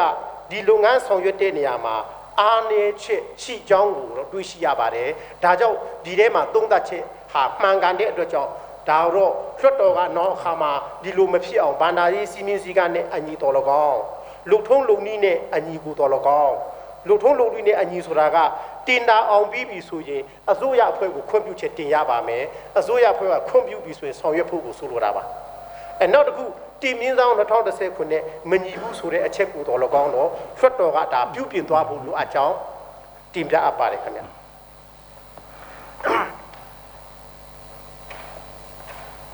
နောက်ဒီထဲမှာကမပါတဲ့တစ်ချက်ကမီနီဘတ်ဂျက်မှာဝန်ဖူရေအားလျှက်စစ်ကိုပါမယ်လို့ကျွန်တော်အနေနဲ့မှတ်မိပါတယ်အဲ့ဒီဝန်ဖူရေအားလျှက်စစ်ကကျွန်တော်တို့နိုင်ငံတော်ဘတ်ဂျက်5ဘီလီယံသို့မဟုတ်6ဘီလီယံတူဒီမဟုတ်အဲ့ဒါထက်လည်းကျော်နိုင်ပါတယ်ဒါ volume တစ်ခုလုံးကိုပြောတာပါအဲ့ဒီမှာနှစ်ဆက်တိုက်ကိုကျွန်တော်မှတ်မိတဲ့လောက်က 1.1 ဘီလီယံကျော်လောက်ကိုသုံးစွဲပြီးပါပြီပြီးမှအဲ့ဒါကိုအခုတော့ဒီဒေသန္တရစီမံကိန်းဥပဒေထဲမှာ ဆက်လက်မတွေ့ရှိရပါဘူးအဲ့ဒီစီမံကိန်းဟာနိုင်ငံတော်ကုန်ကြတဲ့ယင်းနှိမ့်မြုပ်နှံမှုနဲ့ရရှိတဲ့လျှက်စစ်တပ်ပမာဏနဲ့မမျှပါဘူးခင်ဗျဒီလိုမမျှတဲ့အကြောင်းကလည်းကျွန်တော်တို့လွှတ်တော်ရေးရကော်မတီများကအကြိမ်ကြိမ်တွားရောက်ကွင်းစင်တွေ့ရှိချက်အရာတင်ပြရခြင်းဖြစ်ပါတယ်ဒါကြောင့်ဒီကိစ္စကိုဒီမီနီဘတ်ဂျက်ကိုစည်းစစ်ချုပ်အစီရင်ခံစာမှာဘာကြောင့်မပါတာလဲအဲ့ဒါကိုဘာကြောင့်ပြုတ်ထားတယ်လဲဒါကြောင့်နိုင်ငံတော်ငွေကိုကျွန်တော်တို့ကအသုံးပြုတဲ့နေရာမှာအစာကလေးကကျွန်တော်တို့တော့အကြံပြုခဲ့ပါတယ်ရေရွာကိုမီးပေးဖို့အတွက်ကိုမဟာတာအားလိုင်းကနေချိတ်ရအကောင်းဆုံးဖြစ်မယ်ဟာခါကနေထန်တလန်ကနေဟိုဘက်နှရင်ဖက်ကနေတော်လကောင်းမတူပီလဲရောက်တော့မှဖြစ်တဲ့အတွက်ကြောင့်မတူပီကနေ66တူတီမဟုတ်33 kVA နဲ့ဒါအားလိုင်းနဲ့တော်လကောင်းချိရင်ဒါဟာအကောင်းဆုံးဖြစ်မယ်အခုဒီကုန်ကြစည်က1ကီလိုကိုကျတဲ့ငွေယူနေနှုန်းကအများကြီးများတဲ့အတွက်ကြောင့်မဖြစ်ပါဘူးမသိတော်ဘူးလို့အဲ့ဒီကလေးအကြံပြုခဲ့ပါတယ်ဒါပေမဲ့အဲ့ဒါကိုဆက်လုပ်ပြီးမှဒီနေ့အထိဘလို့ဖြစ်တယ်လဲဆိုတာကိုဒီအစီရင်ခံစာမှာမပါတဲ့အတွက်ကြောင့်ဒါကျွန်တော်အနေနဲ့လွှတ်တော်အနေနဲ့သုံးသပ်ရတာကတချို့ကိစ္စတွေကိုတော့ဒါစည်းစစ်ချုပ်ကြီးကမြုပ်ကွက်အနေနဲ့ထားပြီးတချို့ဟာလေးတွေပဲခေါ်ပြမှာလို့သူများလုပ်နေသလားအဲ့ဒါကြောင့်ဒီလိုအချက်တွေကိုလည်းသေးသေးချာချာမိမောင်းထိုးပြီးမှဒီကိစ္စကနဲ့ကျွန်တော်တို့သင်ခန်းစာယူနေအောင်တော်လကောင်းမထောက်မညာဆောင်ရွက်တင်ပါကြောင်းတင်ပြရေးညီကုန်းချုပ်အပ်ပါတယ်ခင်ဗျအခုဆွေးနွေးချက်ကိုလည်းအတီးပြူပြီးမှလွှတ်တော်ကမှတ်တမ်းတင်ပေးဖို့အတွက်ဥက္ကဋ္ဌကြီးမှတစ်ဆင့်တင်ပြအပ်ပါတယ်ခင်ဗျအားလုံးကိုကျေးဇူးတင်ရှိပါတယ်ဆက်လက်ပြီးကံပလမြို့နယ်နေစန္ဒနေအမှတ်1ပြည်နယ်လွှတ်တော်ကိုယ်စားလှယ်ဥက္ကဋ္ဌမှဖိတ်ခေါ်ပါတယ်လေးစားတဲ့ဥက္ကဋ္ဌကြီးမှတစ်ဆင့်နေဝန်ကြီးချုပ်နဲ့ဝန်ကြီးများလွှတ်တော်ကိုယ်စားလှယ်များပြည်နယ်ရှင်းဖွဲ့စည်းဝင်အားလုံးမင်္ဂလာပါလို့ခွင့်ဆက်ပါတယ်ကျွန်တော်ကတော့ပြည်နယ်စည်းစစ်ချုပ်ရဲ့ပြည်နယ်ပန္တာရံပုံငွေ2018ဧပြီလကနေစက်တင်ဘာလအထိ6လတာပန္တာအရ30ရင်စစ်ဆေးတွေ့ရှိချက်အပေါ်မှာကျေးဇူးတင်ကြောင်းဆွေးနွေးလိုပါတယ်နံပါတ်1အနေနဲ့စည်းစစ်ချုပ်ကနေပြီးတော့ဖော်ပြတဲ့အခါမှာအရေးကြီးတဲ့အရာတွေကိုသူကထုတ်နှုတ်ပြီးတော့ဖော်ပြတယ်လို့ကျွန်တော်သုံးသပ်ပါတယ်သုံးသပ်တဲ့နေရာမှာအရေးကြီးတဲ့ကျွန်တော်တို့ချင်းပြည်နယ်ရဲ့ပန္တာရေးစီစဉ်မှုမှာလိုက်နာရမယ့်စီမင်းစည်းကမ်းများဖြစ်တဲ့ပန္တာရေးဆိုင်ရာစီမင်းစည်းကမ်းများမလိုက်နာတဲ့ဟာအချက်3ချက်ကိုသူဖော်ပြတာကိုကျွန်တော်ထုတ်နှုတ်ပြီးတော့ဖော်ပြချင်ပါတယ်နံပါတ်1ကတော့ချင်းပြည်နယ်ထွေထွေအုပ်ချုပ်ရေးဌာနရဲ့ပန္တာရေးစီမင်းအပိုက်96နဲ့မညီဘဲနဲ့ဆောင်ရွက်တဲ့အချက်တစ်ချက်နံပါတ်2ကတော့ပြည်နယ်အားကာနဲ့ကာယပညာဦးစီးဌာနရဲ့ပန္တာရေးစီမံခန့်ခွဲမှုဆိုင်ရာစီမင်းအပိုက်89စာလီနဲ့မညီညွတ်ပဲဆောင်ရွက်တဲ့အချက်နံပါတ်3ကတော့အစိုးရအဖွဲ့ရုံးရဲ့ရုံးတုံးပစ္စည်းများရောင်းဝယ်ယူရမှာပန္တာရေးစီမံခန့်ခွဲမှုဆိုင်ရာစီမင်းအပိုက်54ကငယ်နဲ့မညီညွတ်တဲ့အချက်ပန္တာရေးစီမင်းစည်းကမ်းနဲ့မညီညွတ်တဲ့အချက်3ချက်တို့ထုံးနှုတ်ဖော်ပြထားပါတယ်နောက်တစ်ခုကတော့ကျွန်တော်တို့နိုင်ငံတော်သမရကနဲ့တင်မြင့်ဆောင်2019ထုတ်ပြန်ထားတဲ့အချက်2ချက်တင်ဒါလုံအားနဲ့ပတ်သက်ပြီးတော့အချက်2ချက်ဖော်ပြထားပါတယ်အဲ့ဒါကတော့ထွတ်တော်ရိတ်တာတိဆောက်တဲ့နေရာမှာညွှန်ကြားချက်တင်မြင့်ဆောင်2019တစ်ချက်ခါခွေးနဲ့မညီတဲ့ဆောင်ရွက်ခြင်းနောက်နံပါတ်2ကတော့ပြည်နယ်အသေးစားစက်မှုလက်မှုလုပ်ငန်းဦးစီးဌာနကနေပြီးတော့ရုံတုံးစက်ကိရိယာများကိုဝယ်ယူတဲ့အခါမှာတင်မြင့်ဆောင်2019အပိုက်တစ်ချက်ခါခွေးနဲ့မညီပဲဆောင်ရွက်တဲ့အချက်တစ်ချက်တင်ဒါနဲ့ပတ်သက်ပြီးတော့တစ်ချက်ဖော်ပြထားပါတယ်နောက်ဆုံးအနေနဲ့ဖော်ပြချင်တာကတော့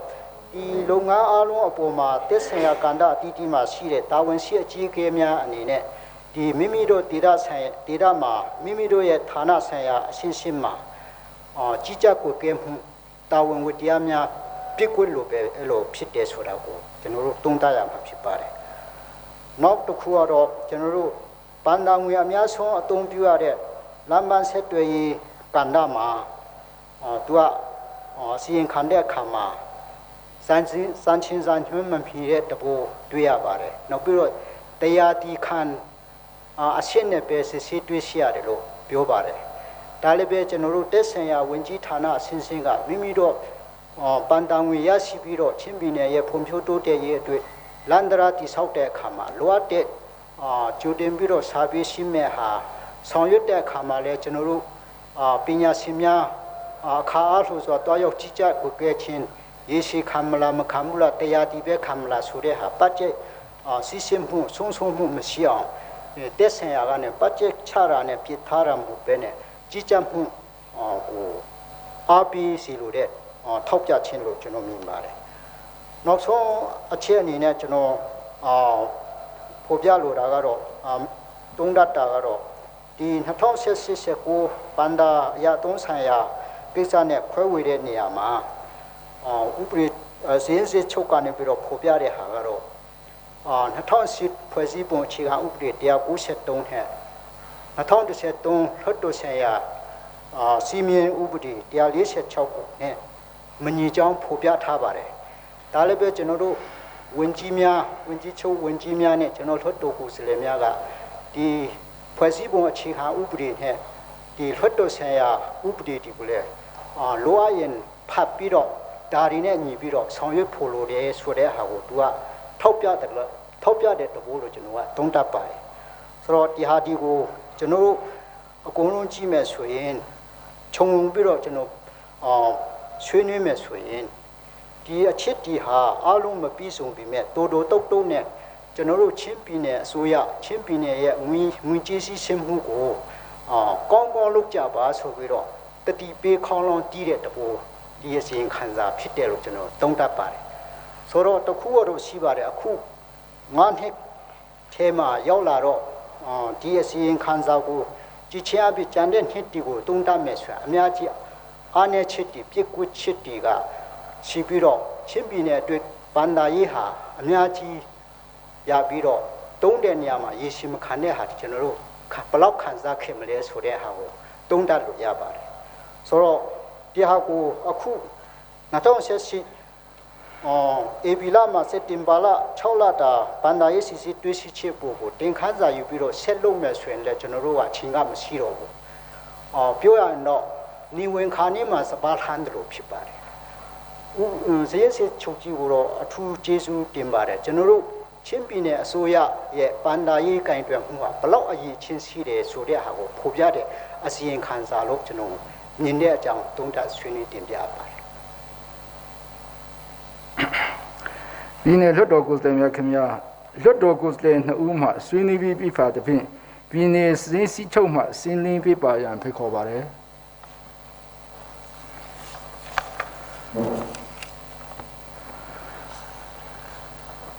ချင်းပြည်နယ်စင်းစစ်ချုပ်ရုံးကတင်ပြတဲ့ချင်းပြည်နယ်ဗန္ဒာရပုံငွေအရာသုံးဆိုင်ရာစီရင်စစ်ဆေးရဲ့အစီရင်ခံစာကိုဆွေးနွေးပေးသွားကြတဲ့မင်းတပ်မြို့နယ်မှတ်1မဲဆန္ဒနယ်မှဦးအောင်တန်းကံပလက်မြို့နယ်မှတ်1မဲဆန္ဒနယ်မှဦးကွေထန်းတို့အပေါ်မှာကျေးဇူးများစွာတင်ရှိပါကြောင်းဦးစွာပဏာမပြောကြပါလိုပါတယ်ချင်းပြည်နယ်လွှတ်တော်ဥက္ကဋ္ဌကြီးခင်ဗျာဒီမင်းတပ်မြို့နယ်မှတ်1မဲဆန္ဒနယ်ကတင်ပြသွားတဲ့ကိစ္စနဲ့ပတ်သက်ပြီးတော့ကျွန်တော်တို့ဟာခမြို့ရေပေးဝေရေးစီမံကိန်းနဲ့ပတ်သက်ပြီးကျွန်တော်တို့ကအပိဓာအစီရင်ခံစာထုတ်ပြန်ဖို့ဆောင်ရွက်ပြီးဖြစ်ပါတယ်ဒါပေမဲ့ဒီအချက်လက်တွေခုနပြောထားတဲ့အချက်လက်တွေပေါ်မှာကျွန်တော်တို့ကပြန်ပြီးကြည့်နေရတဲ့အတွက်ဒီမပါလာခြင်းဖြစ်ပါတယ်နောက်ပြီးတော့ပိုက်ဆက်ပစ္စည်း18မျိုးပိုရှန်နာတို့နောက်အဲ့ဒီဥစ္စာတို့ကွင်းစင်းတဲ့ဥစ္စာအပေါ်မှာလည်းပဲကျွန်တော်အနေနဲ့ဒီမူလအစီရင်ခံစာကြီးထဲမှာတော့အသေးစိတ်ပါပါတယ်သို့တော့ဒီအစီရင်ခံစာထဲမှာကျွန်တော်တို့ကမီတာရဲ့ရော့တဲ့ဥစ္စာရဲ့ဒီလောက်ပဲကျွန်တော်တို့ကဒီဖော်ပြနိုင်တဲ့အနေအထားပဲရှိပါတယ်ဒါအချင်းချင်းဖြစ်တဲ့အတွက်ဖြစ်ပါတယ်အသေးစိတ်ကိုတော့ကျွန်တော်တို့အစိုးရဖွဲ့ကိုတင်ပြတိုင်းကိုလွတ်တော်ကိုလည်းကျွန်တော်တို့အစီရင်ခံစာပေးဖို့သွားတဲ့အတွက်ဒီဟာလည်းအပိဓာအစီရင်ခံစာထွက်ရင်လည်းဒီလေးလာလို့ရအောင်ကျွန်တော်တို့ပြည်နယ်လွတ်တော်ကိုလည်းကျွန်တော်တို့ဆက်လက်ပေးဖို့သွားမှာဖြစ်ပါကြောင်းပြောချချင်ပါတယ်နောက်ဒီပေါ်မှာဘာလို့ဘယ်သူတွေတာဝန်ရှိလဲဘာကြောင့်ဒီတာဝန်ရှိတဲ့ဥစ္စာကိုဘာလို့အစိုးရကိုငဲ့ညာနေတယ်လဲဆိုလို့ရှိရင် တာဝန်ရှိတဲ့ပုဂ္ဂိုလ်ဟာအဂရိကော်မရှင်ရဲ့အရေးယူဆောင်ရွက်မှုနဲ့ပါသွားပါတယ်အဓိကတော့ကျွန်တော်အရင်ဆိုရဖွဲ့အတွင်းမှုဖြစ်တဲ့ဒီဥပြုံးချိုဖြစ်ပါတယ်သူနဲ့ဆက်ဆက်ပြီးမှသူ့ရဲ့ company နဲ့သူနဲ့ဆက်ဆက်တဲ့ company တွေလည်းတချို့ကတော့အဲ့ဒီအဂရိကော်မရှင်ရဲ့အရေးယူခြင်းခံရတဲ့အတွက်သူလုပ်ငန်းဆောင်ရွက်နိုင်ခြင်းမရှိတာနဲ့အခုတည်းကြံ့ကြာနေတဲ့ကိစ္စတွေဖြစ်နေပါတယ်ဒါကြောင့်ဒီကိစ္စကမြုပ်ကွက်မဟုတ်ပါဘူးကျွန်တော်တို့လည်းအခုအပိသက်အစီရင်ခံစာထုတ်တဲ့အခါမှာဒီကိစ္စတွေကိုအသေးစိတ်ဖော်ပြသွားမှာဖြစ်ကြောင်းကျွန်တော်အနေနဲ့ရှင်းလင်းတင်ပြခြင်းပါတယ်နောက်တစ်ခုကဝန်ပူရီရတဲ့ကိစ္စဖြစ်ပါတယ်ကျွန်တော်တို့စစ်ဆေးခံကျွန်တော်တို့ရဲ့ဒီပြည်နယ်ချင်းပြည်နယ်ဗန္ဒာရံပူငွေအရာသုံးဆိုင်ရာအဲမှာဒီဝန်ပူရီရတဲ့ကိစ္စမပါပါဘူးခင်ဗျမပါဘူးလို့ကျွန်တော်အနေနဲ့ပြောရခြင်းကဘတ်ဂျက်အနေနဲ့တော့ပါနိုင်ပါတယ်ဒါပေမဲ့လုပ်ငန်းဆောင်ရွက်တဲ့အဖွဲ့ကိုကျွန်တော်ကစစ်ဆေးပိုင်ခွင့်မရှိပါဘူးဘယ်လိုလဲဆိုကျွန်တော်တို့စစ်ဆေးပိုင်ခွင့်ရှိတဲ့ဗန္ဒာရံပူငွေအောက်မှာထားရှိကြတဲ့ဘိုးအဖွဲ့အစည်း၅ဖွဲ့ဆိုတာလွတ်ဒီအစိုးရအဖွဲ့တို့လွတ်တော်တို့ကျွန်တော်တို့ဒီတရားချုပ်တို့နောက်ဥပဒေတို့အဲ့ဒါအဖွဲ့ရှိပါတယ်နောက်ဦးစီးဌာန16ဖွဲ့ရှိပါတယ်စီးပွားရေးလုပ်ငန်းအဖွဲ့တစ်ဖွဲ့ပဲရှိပါတယ်အဲ့စီးပွားရေးလုပ်ငန်းတစ်ဖွဲ့ကဘာလဲဆိုရင်မြန်မာလျှက်စစ်တားကသူကလျှက်စစ်ဖြတ်ဖြူးရေးဒီကိစ္စနဲ့ပတ်သက်ပြီးမှကျွန်တော်တို့ကစစ်ဆေးတာပဲဖြစ်ပါတယ်ဆိုတော့သူတစ်ခုပဲကျွန်တော်တို့ဒီဘတ်ဂျက်ကိုစစ်လို့ရတဲ့အနေအထားဖြစ်ပါတယ်ဒီဝန်ပူရီရနဲ့လျှက်စစ်ကတော့ဒီဘိုးရေအားလျှက်စစ်တိဆောက်ရေးအဖွဲ့ကနေလာရောက်တိဆောက်တဲ့အတွက်ကျွန်တော်တို့ရဲ့စစ်ဆေးပိုင်ခွင့်ထဲမှာအကျုံးမဝင်ပါဘူးဒါကြောင့်ကျွန်တော်တို့ကမစစ်ဆေးနိုင်ခြင်းဖြစ်ကြောင်းကျွန်တော်အနေနဲ့တင်ပြရှင်းပါတယ်အကယ်၍ဒီအဲ့ဒီကိစ္စနဲ့ပတ်သက်လို့ရှိရင်ကျွန်တော်ပြည်တော်စုစင်းစစ်ချုပ်ရုံးကအဲ့ဒီပြည်တော်စုမှာရှိတဲ့ရေအားလျှက်စစ်တွေကိုသူစစ်တဲ့အခါမှာဒီဝန်ပူကိစ္စနဲ့ပတ်သက်ပြီးမှစစ်ဆေးပါလို့ကျွန်တော်တို့တာဝန်ပေးလာလို့ချင်းကျွန်တော်တို့စစ်ဆေးလို့ရပါတယ်ဒါနဲ့ပတ်သက်လဲဆိုရင်နမူနာပြရမလဲဆိုရင်ကျွန်တော်တို့ဥပမာဒီရရလက်ဆယ်မြောင်းလေးတွေဒီဆောက်တာရှိပါတယ်ဘတ်ဂျက်ကချင်းပြည်နယ်ဘတ်ဂျက်ပါလာရောက်ဆောက်လို့ပေးသွားတာကမကွေးတိုင်းကဒီရရလက်စစ်ဒီဆောက်ရေးအဖွဲ့3တို့အဖွဲ့6တို့ဖြစ်ပါတယ်သူတို့ကိုကျွန်တော်တို့ကဒါရိုက်စစ်လို့မရပါဘူးမကွေးတိုင်းကစစ်တဲ့အခါမှာဒီချင်းပြည်နယ်ရဲ့အငွေလုပ်ငန်းအပေါ်မှာမူတည်ပြီးမှသူတို့ကကျွန်တော်တို့ကိုကွင်းစင်းစစ်ဆေးပါဆိုတာဝန်ပေးတဲ့အခါကျတော့အဲ့ခါကျတော့ကျွန်တော်ကဥမာတီကီတို့ဒီလိုက်ပါရလက်လိုက်ပါဆယ်မြောင်းတို့အဲ့ဒါကိုစစ်ဆေးလို့ရပါတယ်ဒီမကွေးတိုင်းကြီးကသူစစ်ဆေးခံပိုင်ခွင့်ရှိတဲ့ပုဂ္ဂိုလ်ရဲ့စည်ရင်းကိုသူကတော့စည်ရင်းတော့စစ်ပါတယ်လုပ်ငန်းကိုကျွန်တော်ကွင်းစင်းရမှာဖြစ်ပါတယ်အဲ့ဒီလိုပဲပြည်တော်စုကစည်ရင်းစစ်ပါတယ်ကျွန်တော်တို့ဒီလုပ်ငန်းကိုတော့သူကတာဝန်ပေးကျွန်တော်စစ်နိုင်တယ်တာဝန်မပေးလို့ရှိရင်ကျွန်တော်တို့အနေနဲ့စစ်ပိုင်ခွင့်မရှိတဲ့အခါကျတော့ဒီအစီရင်ခံစာထဲမှာဘယ်လိုမှဖော်ပြလို့မရပါဘူးခင်ဗျာ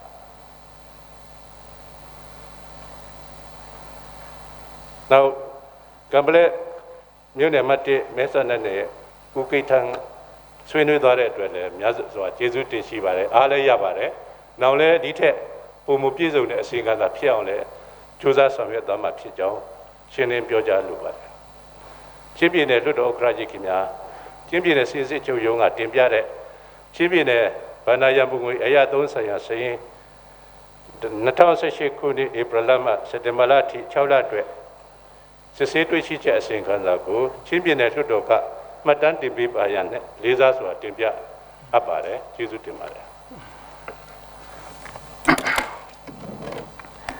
ပြည်နယ်လွှတ်တော်ကိုယ်စားလှယ်များခင်ဗျာပြည်နယ်စင်းစီချုပ်မှတင်သွင်းသော2014ခုနှစ်ဧပြီလမှစက်တင်ဘာလအထိ6လအတွက်ဗန္ဒာငွေအရာ3စရင်စစ်ဆေးတွေ့ရှိချက်အစီရင်ခံစာအားလွှတ်တော်မှမှတ်တမ်းတင်ရန်အားလုံးသဘောတူပါလားခင်ဗျာအားလုံးသဘောတူပါလားခင်ဗျာအားလုံးသဘောတူပါလားခင်ဗျာသဘောမတူသူလွှတ်တော်ကိုယ်စားလှယ်များရှိပါလားခင်ဗျာပြည်နယ်လွှတ်တော်ကိုယ်စားလှယ်များခင်ဗျာသဘောမတူသည့်လွှတ်တော်ကိုယ်စားလှယ်များမရှိသည့်အတွက် ပြည်နယ်စင်းစည်းချုပ်မှတင်သွင်းသော2014ခုနှစ်ဧပြီလမှစက်တင်ဘာလအထိ6လအတွက်ဘိုင်းဒါငွေရ30စစ်ဆေးတွေ့ရှိချက်အစီရင်ခံစာအားလွှတ်တော်၌မှတ်တမ်းတင်ကြောင်းကြေညာပါတယ်၎င်းကိစ္စနဲ့ပတ်သက်ပြီးတော့လွှတ်တော်ကိုယ်စားလှယ်ဦးရဲ့ဆွေးနွေးချက်ပေါ်အကြံထပ်ပြီးတော့ပြောလိုတာကတော့အခုကျွန်တော်တို့ဟာခါမျိုးကြီးပေးဝေရေးကိစ္စနဲ့ပတ်သက်ပြီးတော့ဒီကိစ္စကဟာခါမျိုးပေါ်လူကြီး4000ခွဲနဲ့တက်ဆန်တဲ့အတွက်ကြောင့်ဒီကိစ္စကို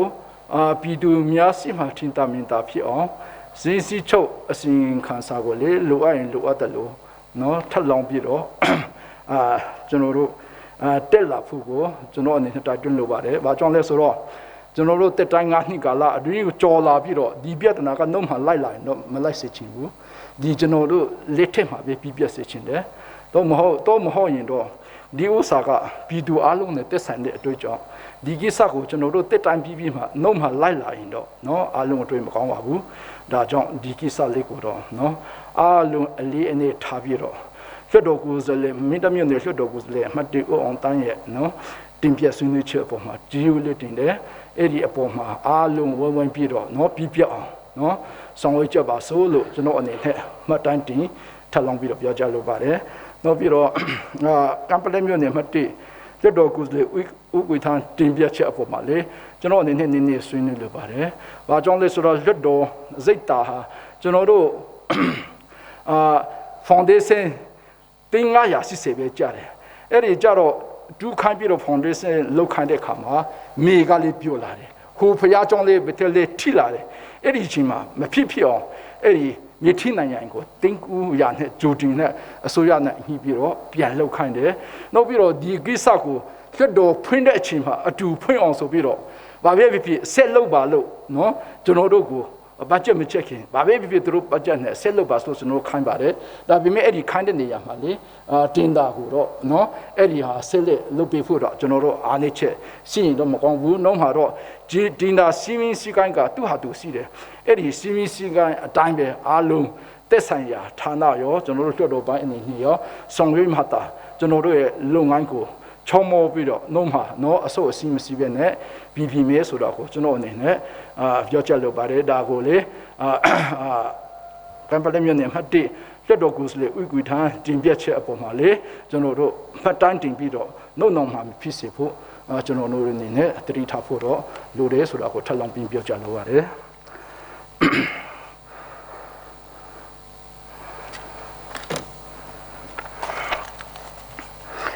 အစီအစဉ်3စာမျက်နှာ30နှစ်ပြည်နယ်လွှတ်တော်ကိုယ်စားလှယ်များခင်ဗျာချင်းပြည်နယ်လွှတ်တော်ရည်ရာကော်မတီအဖွဲ့များဖြစ်သောပြည်သူ့ငွေစည်းအဖွဲ့တဘဝပါဝင်ကျင်ထင်းတင်းရေးစိုက်ပျိုးရေးလိုင်းပိုင်းဆက်သွယ်ရေးနဲ့ဆွေးအင်ဆိုင်ရာအဖွဲ့ပညာရေးနဲ့ကျန်းမာရေးဆိုင်ရာအဖွဲ့များ၏အစီရင်ခံစာများအားဆွေးနွေးခြင်းနဲ့အတည်ပြုခြင်းအစီအစဉ်ဖြစ်ပါတယ်၎င်းအားဆွေးနွေးရန်အမေစည်းပေးသွင်းသူမရှိပါတောက်ဖြစ်ပါ၍ချင်းပြည်နယ်လွှတ်တော်ကြီးရာကော်မတီအဖွဲ့မှတင်သွင်းသောအစီရင်ခံစာအားအတည်ပြုရန်လွှတ်တော်၏သဘောထားရယူမှာဖြစ်ပါတယ်ဒီဟုတ်ပြီ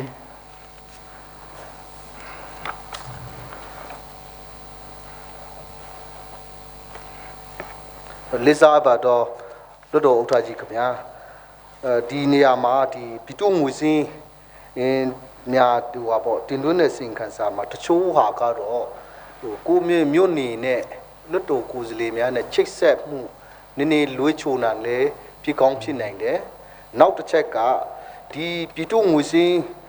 ဒေသန္တရစီမံကိန်းထဲမှာကျွန်တော်တို့ပါပြီးသားဟာကိုလေလွှဲမှားစွာဒီထိတွင်းထားတဲ့ဟာတွေကိုလေတွေ့ရတဲ့ကြောင့်လည်းပြန်လေပြီးမှခုနစစ်စစ်တဲ့ချိန်မှာတွန်းဆောင်ကတင်းနဲ့နှစ်နာတလာလုပ်ငန်းတစ်ခုစလုံးက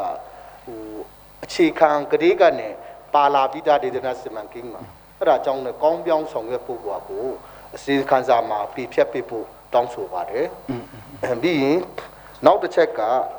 ပလဲဝါဟာကလေဒေသနာစီမံကိန်းမှာပါပြီးသားဟာကိုပြည်သူ့ငွေစင်းကဒီစာအုပ်ကအဟောင်းကြီးသေးကနေစစ်နေတာလားမသိဘူးဒါလည်း လွေးမဆိုတာရှိတတ်တယ်ဇာလုံးပေါင်းတွေကစပြီးရင်ကောင်းစင်တွေစလွေးမဆိုတာဖြစ်တဲ့အတွက်ကြောင့်လေပလက်ဝကဒီကျေးလက်လမ်းဖွံ့ဖြိုးဦးစီးဌာနဟာကိုလေ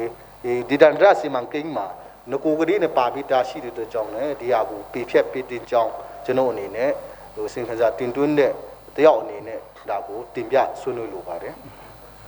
ထားလုံးပြီးကျွန်တော်လေအဲ့ဒီနေရာမှာခုနတင်ပြတဲ့ပုံမှာကျွန်တော်တို့ထန်တလိုင်မြို့နယ်ဟိုဟာရှိဖြီးရွာနဲ့လေအတရတတားကိုကျွန်တော်တို့နှုတ်ဆုံးအနေနဲ့ဟိုဟာကြီးလေလိုင်းကနေကြောင်ထက်နဲ့ဇေဖိုင်အကြာတင်းတထုံတရားကိုကျွန်တော်တို့ဆုတ်ထုတ်ပြီးတော့အဲ့ဒီတရားမှာကြီးလေလိုင်းကနေကျွန်တော်တို့ထဲပါတယ်တော်တော်လေးအခုမှမပါဘူးဆိုတော့အခုနာတာလာဆိုတာလေတကယ်တမ်းဆိုရင်နာတာလာကမနေ့2016ခုဘတ်ဂျက်မှာခဘုံကနေဇေဖိုင်ခါကိုလန်တူပေးပြီးသားဆိုတော့အစွေချောင်းကြီးရှိတယ်အဲ့ဒီဥစ္စာကတတားမရှိရင်လန်တူတာလေအဖမတည်ဘူးအဲ့ဒါကြောင့်နာတာလာကဒီနေ့တင်းတထုံအဲ့ဒီကွန်ကရစ်ပေလေးစေတတားထည့်ပေးပါတယ်အဲ့ဒါလေးကိုဆွေးပြဖို့ဆိုရင်လေအဲ့ဒါလေးနာတာလာလိုင်းပဲဆိုတော့ကျွန်တော်တို့ရှိပြီးပြောင်းတဲ့ line ကကြီးလက် line ဦးစီးဌာနကိုပဲကျွန်တော်တို့ဆွတ်ထုတ်ပြီးတော့အဲ့ဒီ line မှာပြောင်းတာကိုအဲ့ဒီဘာတွေ့ကြောင့်အဲ့ဒီ line ကအဲ့ဒီ budget ကပေးနေရပြုတ်သွားတယ်ဆိုတော့လေဒီမှာလေလွှတ်တော်ကိုစစ်နိုင်ဦးစလုံးတထမှုထံကဥအောင်ထောင်းစီပါတယ်အဲ့ဒီတထုံတရားကိုပေးနေရပြုတ်သွားတယ်ကျွန်တော်လည်းမသိဘူးအဲ့ဒါကြောင့်အခုတင်ပြမှာပဲကျွန်တော်လေအိုက်အော်တယ်နော်အဲ့ဒါမျိုးရှိတယ်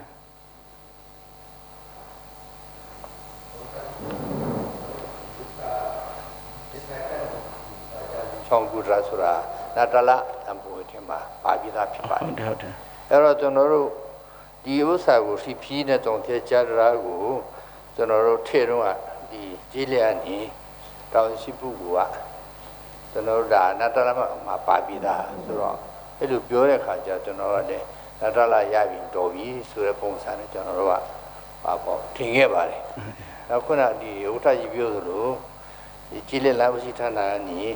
အဲ့တော့ပေါ့ကျွန်တော်စီဖိနဲ့တုံထဲနဲ့ရဖိုက်ကြလမ်းကနေကျွန်တော်ပြေထုတ်ပြီးဒီပါပေါ့ဒီအဲ့ဒါကင်ဖို့တင်ဆောင်တရားဒါဆိုတာလည်းပါတယ်ဆိုတော့ဒီဥစ္စာကိုနှစ်ခုဆုံးကျွန်တော်ရှာတော့တွေ့ကိုမတွေ့ဘူးဖြစ်ဟုတ်တယ်ဒါဒီကိစ္စကိုကျွန်တော်တို့ဘယ်လိုလုပ်ရင်ကောင်းမလဲဘယ်လိုနည်းနဲ့ဟောဖြစ်မလဲနတ်တို့အကြေးလေးရတယ်ပဲနည်းနည်းဆိုဒီဥစ္စာကိုဟိုရှင်းလင်းပေးလို့ဟုတ်ရှင်းလင်းပေးဟုတ်ကောင်းမလားရှင်းလင်းပေးစီချင်ပါလေကြေးလေးလိုင်းပြနေမှုရှိတယ်ရှင်းလင်းပေးလို့ရမလား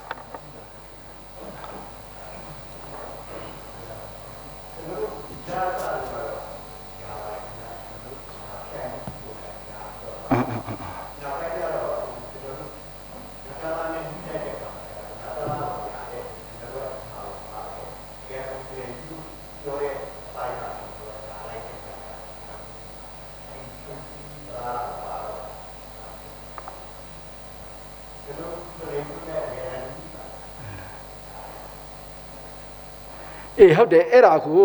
ကျွန်တော်တို့ဟိုနှုတ်ဆုံးဖိုင်နာမှာစိစစ်ကျွန်တော်ကြည့်ရကောင်းတယ်ဥမောင်မောင်လာပြုတ်ပြတ်မှာကျွန်တော်တို့လေကြည့်တော့ဒီ line ကထိဖြီးတတားကမရှိမဖြစ်ဘူးဆိုပြီးတော့အဲ့ဒါကြောင့်ကျွန်တော်တို့ကိုယ်စလေ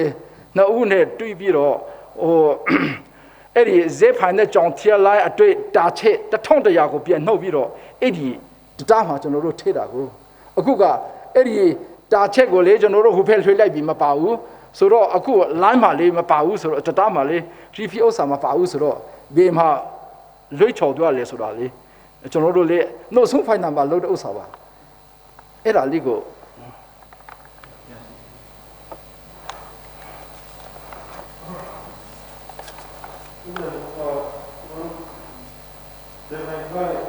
ကကြာအရှိချောင်းကူတရားကွန်ကရစ်တရားပေ40ဆိုတာဟုတ်တယ်ဟုတ်တယ်မှာပါတယ်ဟုတ်တယ်ပါတယ်အခုဒီစာရဲ့အရာဆိုရင်အဲ့တရားကိုဟယ်ဗီကြောင်တီယာဂျာပြီးဖိုင်ပြီးချောင်းကူတရားခေါင်းမြောင်းပေးပါဆိုလို့မှဒီစာအဲ့လိုတင်တာခုတင်ပြတဲ့စာလည်းဟုတ်တယ်အဲ့ဒါကြောင့်အဲ့ဒီဥစ္စာကိုကျွန်တော်တို့ final မှာလုပ်တဲ့ခါမှာလေ GP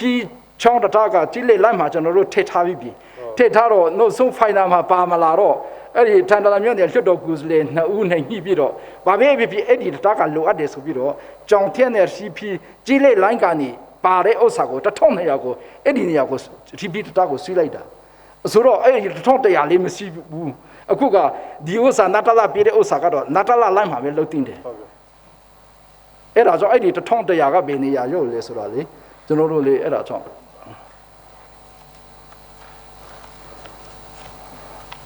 ဆိုတော့ဒီဥစ္စာကတော့ကျွန်တော်တို့အားလုံးတင်ပြချက်ပေါ်မှာတော့သဘောထားတော့ရယူပါမယ်ဒါပေမဲ့တကယ်တမ်းဆိုရင်တော့ရွတ်တော်ကအတီးပြိုပြီးမှတော့ဟိုဘက်ဒီဘက်ကုလူကလန်တော့ဖြစ်ချင်မှဖြစ်မယ်တော့ပေမဲ့ကိုပြည်နယ်ကိုမြို့နယ်ကိုဒီတာအတွင်းလိုအပ်တဲ့ဥစ္စာကတော့တက်ဆိုင်ရာဌာနနဲ့အစိုးရဖွဲ့နဲ့ရွတ်တော်ကိုတည်းနေနဲ့ပြန်ညှိပြီးတော့တုံ့တက်ပြမှာပဲကျွန်တော်တို့အစီအပြေလို့ထင်တယ်။ဘာကြောင့်လဲဆိုတော့အခုကတင်ပြချက်ပုံမှာကတော့ကျွန်တော်တို့အတီးတော့ပြောလိုက်ပါမယ်။တော့ပေမဲ့အခုနဘလေးဝမြို့နယ်ရရွတ်တော်ကိုဥပမာတင်ပြတဲ့ချက်အတိုင်းပဲကုလူကလန်ဖြစ်တာတွေကတော့ရှိတယ်။ဆိုတော့အခုနကျွန်တော်တို့ဇေဖိုင်နဲ့ခဘုံဇေဖိုင်ခါနဲ့ခဘုံကတော့နတ်တလာလိုင်းဆိုတော့နတ်တလာကပေးချတဲ့ဥစ္စာပဲဖြစ်တယ်အခုရိဖိကကြီးလေးလိုင်းပဲအဲ့ဒါမျိုးဖြစ်တဲ့အတွက်ကြောင့်အဲ့ဒါလေးကတော့ပြန်ချင်းပြီးတော့နော်တုံ့တက်မှာပဲဖြစ်မယ်ဆိုတော့ကိုလေကျွန်တော်အနေနဲ့ပြကြလို့ပါတယ်ကျန်တဲ့တင်ပြလို့တဲ့ရတော့ကိုတင်ပြစီတော့ထပ်တင်ပြလို့ရတာဒီ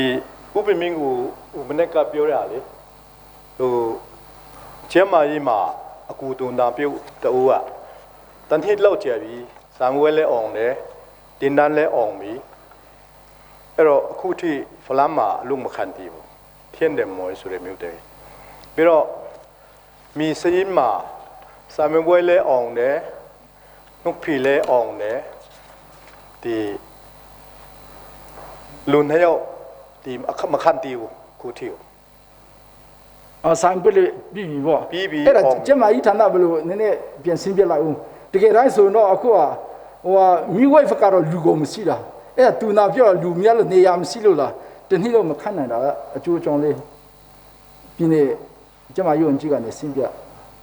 တော့မဟုတ်ပြင်းနေမှုလေးရှိတယ်ပြင်းနေမှုနဲ့နည်းနည်းရှင်းပြပါလား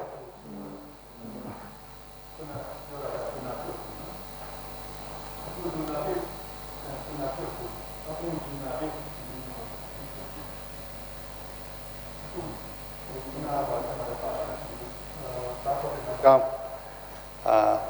သူနာပြုကြောင်းပြီးတဲ့ဆရာမကြီးတချို့ဟာကြံပါသေးတယ်ဒါ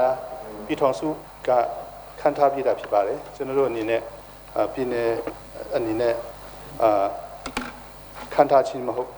ပဲနဲ့ပြည်ထောင်စုကခန့်ပြီးမှကျွန်တော်ခန့်လို့ရတာဖြစ်ပါတယ်ခုနလည်းပဲကျွန်တော်အဆိုတစ်ခုကြံခဲ့တာရှိပါတယ်ဟိုစင်တုံးမဟုတ်ပါဘူးရွာလိုအပ်ချက်ပေါ့နော်အဲ့ဒါလည်းပဲကျွန်တော်တို့ဒီပြည်နယ်အမဟုတ်ပဲပြည်ထောင်စုအနေနဲ့ဒီစင်ကဒီလိုအပ်ချက်ဒီရှိပါတယ်အဲ့ဒါကြောင့်ဒီတူနာပြုတ်ကူကတော့သူကကျမယဝန်ကြီးဌာနကဖွင့်တဲ့တင်တန်းဖြစ်ပြီးမြဲဒီတားဖို့တင်တန်းနဲ့တူနာပြုတ်တင်တန်းလို့တော့မဟုတ်ဒါအချက်တခုပေါ့နော်အဲ့ဒါကြောင့်ဒီတချို့ကျန်တဲ့တားဖို့တင်တန်းကြောင့်ပြီးသားတူနာပြုတ်တင်တန်းပြီးတဲ့ကြောင်းသူတွေလည်းရှိပါတယ်ဒီတူနာပြုတ်ကူတင်တန်းကြောင့်ပြီးတဲ့တူနာပြုတ်ကူတင်တန်းပြီးတဲ့တယောက်အနေနဲ့ကျွန်တော်အနေနဲ့ကျွန်တော်တည်တလောက်ဆိုရင်သူတို့ဒီအကူတင်တန်းကြောင့်တွေကတော့အပြန်မှာလှုပ်ရှားလုပ်လဲရတယ်ပြီးတော့အစိုးရကလိုအပ်တဲ့အချိန်မှာလည်းခေါ်တုံးတဲ့အနေအထားလည်းဖြစ်ပါတယ်အဲကြောင့်ပြည်နယ်မှုကကိုရှင်းပြန်ပို့ကောင်းမယ်တင်ပါတယ်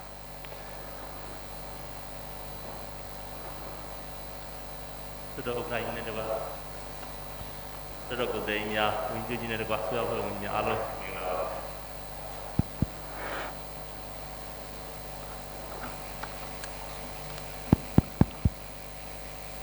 ကျွန်တော်ကချင်းပြည်နယ်ပြည်သူ့ကျန်းမာရေးနဲ့ကုသရေးဦးစီးဌာနမှူးဒေါက်တာအောင်ငွေစံဖြစ်ပါတယ်ခုနလွှတ်တော်ကိုယ်စားလှယ်ကြီးမိတဲ့အကူတူနာပြုကိစ္စလေးအနည်းငယ်ဆွေးနွေးတင်ပြခြင်းပါတယ်အကူတူနာပြုသင်တန်းများဆိုပြီးတော့ကျွန်တော်တို့ပြင်ပမှာသင်တန်းတွေမျိုးစုံဖွင့်လှစ်ခဲ့ပါတယ်အဲ့ဒီသင်တန်းတွေကနေပြီးတော့ဒါထွက်လာတဲ့အကူတူနာပြုတွေကိုကျွန်တော်တို့အရေးချင်းတွေကိုစောင့်ကြည့်လေ့လာအကဲဖြတ်တဲ့အခါမှာ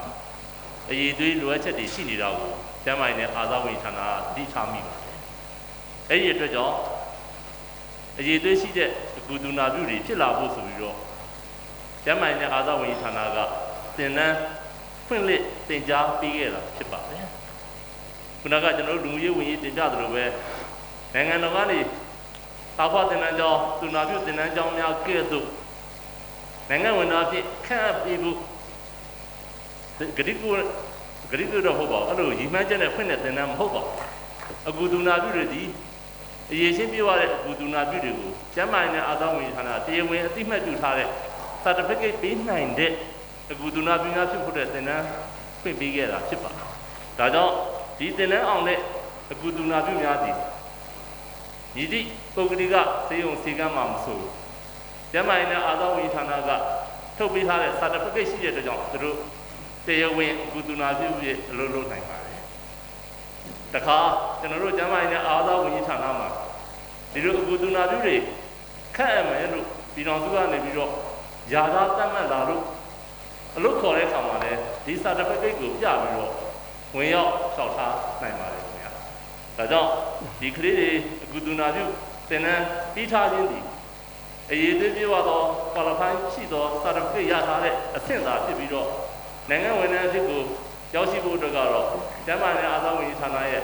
ယာသာချက်ခေါ်ယူမှုဆောင်ရွက်မှာတော့ဝင်ရောက်ဖြည့်ဆို့ပြီးတော့ရရှိမှာဖြစ်ပါကြောင်းဖြေကြားအပ်ပါမယ်ခင်ဗျာကျေးဇူးတင်ပါတယ်ကျေးဇူးပါလေအေးဟုတ်ပြီအကြရွေချောင်းကူရာဆရာပီလေးစင်ပဲရှိပါလေစီဖီနဲ့ဇွာနာအခုဒီတော့တင်ပြတဲ့ဒီဖိုက်ပြီးချောင်းကူရာတော့အနည်းဆုံးပေ60ရှိပေ60တောင်နဲ့ကြောင်းအဲဒီဥစ္စာတန်းနဲ့ဟိုပါပေါ်လို့မရပါဘူးဒါကြောင့်မလို့ဒါကိုကျွန်တော်တို့ဘယ်လိုနဲ့နေလာဆိုင်ကောင်းမလဲဆိုတော့ကျွန်တော်နည်းနည်းဟိုစဉ်းစားလို့တော့မရတော့ရလည်းပဲအကြံတော့ပြုတ်ခြင်းတယ်ဗျာအဲ့ဒါကိုကျွန်တော်တို့ဒီမြို့နယ်ကနေကျွန်တော်တို့ဒီစီခိုင်ရတို့ကိုလေနောက်ဒီကြည်လေးကဖြည်းဖြည်းနဲ့တက်လိုက်ပြီးကျွန်တော်တို့ကဒီစုဖက်လေးနဲ့ထောက်ခံချက်လေးနဲ့ကျွန်တော်တို့ပြန်တင်ကိုအလားလားဘယ်လိုနေမလဲဒီထောင်စုဘာကျက်နေနေကောဒါမှမဟုတ်ရင်ဟိုဘယ်လိုပုံစံနဲ့ရတဲ့နေလမ်းရှိမလဲဒီတရားအမှန်တန်ကိုရေးကြည့်ပါတယ်ဒါပြိုသားသွားလို့ရမှာမဟုတ်သူတို့ကြွားတာမကောက်ပဲဒီကျေဖိုင်ပေါင်းသူနောက်ဟိုဘစ်ချမ်းလူရဲသွားပေါ့သွားဟိုသွားတဲ့လမ်းပေါ်မှာကြီးပေါ်မှာရှိတဲ့အတွက်နောက်တကယ်လို့မြတ်ဒီအဲ့ဒီမှာတခြားစီမံကိန်းလေးတွေလုံးမယ်စင်တကားတော့သွားလို့ရမှာအဲ့ဒါကိုဘလူဟာမျိုးနီလာလေးနဲ့လွင့်ကောင်းမလဲဆိုတာကိုတော့အနေနဲ့ကြံ့ညာလူကြီးမိများနဲ့ထုတ်ပေးကြပါလို့ကျွန်တော်တိဆိုင်ရကျွန်တော်နည်းနည်းမေတ္တာခံချင်ပါတယ်ခင်ဗျာဟုတ်ကဲ့ဟုတ်ကဲ့ဟုတ်ကဲ့ဟုတ်ကဲ့ဟုတ်ကဲ့ဟုတ်ကဲ့ဟုတ်ကဲ့ဟုတ်ကဲ့ဟုတ်ကဲ့ဟုတ်ကဲ့ဟုတ်ကဲ့ဟုတ်ကဲ့အဲ့ဒါဆိုရင်အဲ့ဒီအဲ့ဟာမျိုးဟုတ်ကဲ့ဟုတ်ကဲ့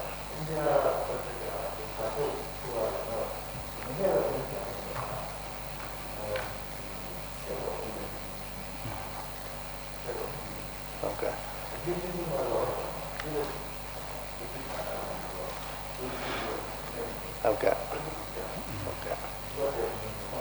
Okay. Okay. Okay. Okay. Okay. Okay. Okay. Wanda bare. Edi tono le edi jangan li lu jena ba. Da jangan lu jena so ro da jangan ya bi so tono auk chi ani pya bi ro tin bi ro di ke je phai khan ne ke bu ga le ma chi khai bu. Da di ga ni le ne ne sin bi twai so phit da bo no. Da di dai me ဝန်ကြီးချုပ်ရဲ့ကြံပြိုးချရကျွန်တော်အောက်ကနေပြန်တင်ပါမယ်ခင်ဗျာဟုတ်ပြီအလုံး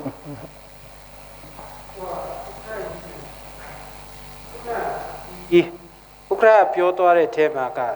တိတ်1100စင်းထဲမှာမပါဘူးဆိုတော့ကျွန်တော်တို့ကနတ်တလငွေရအားလုံးပေါင်းတပြည်နယ်လုံးကဘီလီယံ20ပဲကျေးလက်နံပါတ်ချက်ကနေကျွန်တော်တို့ဆွတာပါနော် တီးထောင်းတရားကိုကြီးလက်လိုင်းဘတ်ဂျက်ကနေကျွန်တော်တို့ဆွေးတာပြောတာ ကြီးလက်လမ်းကိုရွှေ့လိုက်တာကိုမရှိတော့လား အေးမရှိတော့လို့ ဒါဆိုမြို့နယ်ရဲ့ခွဲတဲ့အရာမှာကျွန်တော်တို့ဒီထန်တလန်ရဲ့အချုပ်ကိုပြန်ကြည့်ပြီးတော့ဘယ်မှာစင်းဟမလဲပြီးတော့အားလုံးအဲ့လိုမျိုးပြန်ချုပ်မှဘယ်နေရာမှာပို့သွားတယ်လဲဘယ်နေရာရောက်သွားတယ်လဲဆိုတဲ့ဟာတိတာမှာပေါ့အဲ့လိုမျိုးပဲဖြစ်မှာကျွန်တော်တို့ငကူ2021ဘတ်ဂျက်ကအရင်ဂျွန်လတော့ကအတီးပြူပြီးသားရှိတယ်ဒီဘတ်ဂျက်ခွဲတဲ့အရာပေါ့နော်ဒီအပေါ်မှာပဲကျွန်တော်တို့ဒီငကူကအတီးပြုတ်ထားတဲ့ဘတ်ဂျက်နဲ့ခွဲတန်းအရာနဲ့ကိုက်ညီမှုမရှိ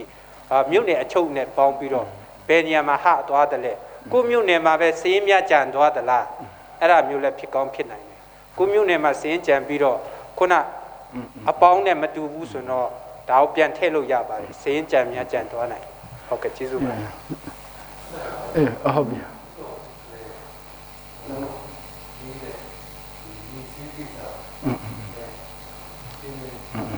ဒီနေ့တင်ပြလို့ပါတယ်မိစင်းကဒီမိတိုင်းကခန့်ထားတဲ့ကိစ္စဟာကျွန်တော်တို့ပြည်ထောင်စုကတာဝန်ယူပြီးတော့လုပ်ထားတာဖြစ်ပါတယ်ဒီ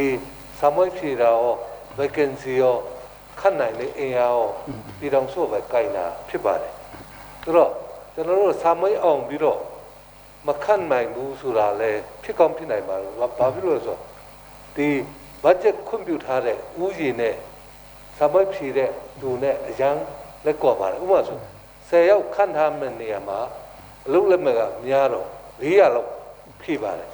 အဲ့ဒီမှာဖြည့်တဲ့လူလည်းအကုန်လုံး absorb မလုပ်နိုင်တဲ့အတွက်ကြံခဲ့တာဖြစ်ပါလိမ့်မယ်လို့ကျွန်တော်ရှင်းလင်းလိုပါတယ်အသေးစိတ်ကိုတော့ဌာနမှာအသေးစိတ်ရှိပါလိမ့်မယ်လို့အဲ့ဒါတင်ပြဖြည့်ရှင်းလင်းတင်ပြလိုပါတယ်ကျေးဇူးတင်ပါတယ်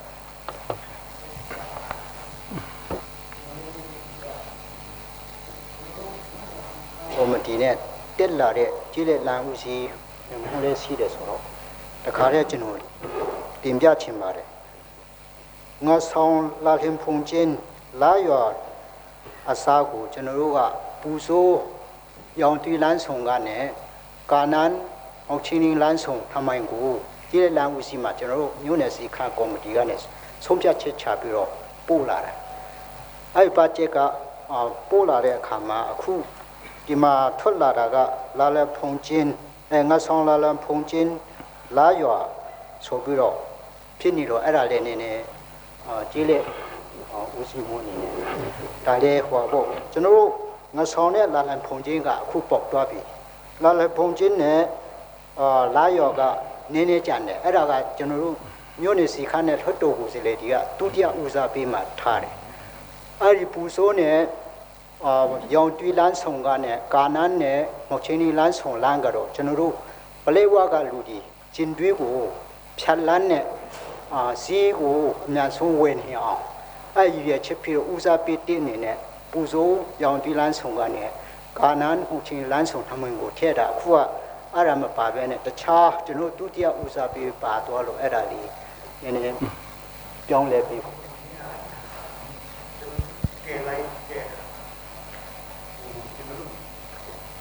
နေမြေကန်ဝင်ကြီးနဲ့နေမြေကန်ဝင်ကြီးကလည်းတခါပြန်ပြီးတော့ကြည့်တဲ့အခါကျရဆိုတော့အဲ့ဒီခေါင်းစဉ်လေးပြောင်းသွားတာလို့ကျွန်တော်အဲ့ဒီဟာကတော့ကျွန်တော်ကြံမြန်မှတ်မိတယ်ဒါလည်းအဲ့ဒါလေးတစ်ခုပြင်ကြချင်တယ်ဖြစ်နေတော့ကျွန်တော်တို့ကပလဲဝါကလူတွေကဟိုးအဝေးကြီးကပတ်ပြီးတော့ကျင်တွေးလာတာတဲ့အဲ့ဒါကိုအမြန်ဆုံးကျွန်တော်တို့ဖိုးဆောင်ခြင်းလို့ပါလာရွာနဲ့လာလာဖုန်ချင်းကလည်းကျွန်တော်တို့ပေါက်ပြီးသားဖြစ်တယ်လာလာဖုန်ချင်းနဲ့လာရွာကလာရွာနဲ့လာလာဖုန်ချင်းကြတော့လို့လို့ဆက်တွားလို့လာလို့ရတယ်ဒုတိယဦးစားပေးမှဖြစ်တော့တိတ်ဦးစားပေးဒုတိယဦးစားပေးမှဆိုရင်အဆင်ပြေတယ်ဆိုပြီးတော့ကျွန်တော်တို့ဟိုဖက်ကပလဲဝါသားတွေကဟိုဖက်ပတ်ပြီးတော့တွားတာတဲ့အဲ့ဒါကိုအရေးကြီးတယ်ဆိုတော့ကျွန်တော်တို့ဒီချင်းချင်းထွတ်တော်ကိုစလဲဒီစုံပြီးတော့မြို့နယ်စီခါနဲ့ကျွန်တော်တို့အားလုံးအကြီးအကျယ်ဆွေးနွေးပြီးတော့လုပ်တဲ့ဟာပဲအဲ့ဒီငရှောင်းနဲ့ငရှောင်းတော့ပါငဆောင်ကတော့ငဆောင်နဲ့လာဖုန်ချင်းကအခုပေါက်သွားပြီဟုတ်တာငရှောင်းလာနဲ့ဖုန်ချင်းလာရွာဟုတ်တယ်လာရွာနဲ့ဟောပဲလုံးလာရွာနဲ့လာဖုန်ချင်းကြားလေးပဲနည်းနည်းလမ်းတာပြန်ချက်ပေးဖို့ပဲ အဲဆိုတော့အဲ့ဒါကိုကျွန်တော်တို့ကအခုမလုပ်ချင်ဘူးဦးစားပေးတင်းအနေနဲ့ခုန black water ဒီလာကိုသူတို့တခြားထွက်ပေါ်လည်းမရှိတော့အမှလာပြီးတော့ကျွန်တော်တို့ကအញ្ញဆုံးသူတို့တွေဦးစားပေးပြီးတော့ထည့်ရဆိုတော့ခုကပြောင်းသွားတော့ဟုတ်ပါပြီဟိုကလွတ်တော်ကြီးရာကော်မတီ3ခုရဲ့အထူးတင်ပြချက်လေးကိုပြည်နယ်အတွက်တအားအရေးကြီးပါတယ်တော့ပေမဲ့အခုမြို့နယ်တိုင်းတနေရာမှာလွိချော်တဲ့အစီတဲ့အတွက်ကြောင့်ဒီကိစ္စကိုမှတ်တိုင်းအထူးမှတ်တိုင်းအနေနဲ့ကျွန်တော်တို့တင်ထားပါမယ်ပြင်လေတုံးသက်နိုင်ဖို့အတွက်နော်လွတ်တော်မှာအတည်ပြုချက်မယူဘဲနဲ့အထူးမှတ်တိုင်းအနေနဲ့ပဲထားပါမယ်ဆိုတာကိုလည်းပြောကြလိုပါတယ်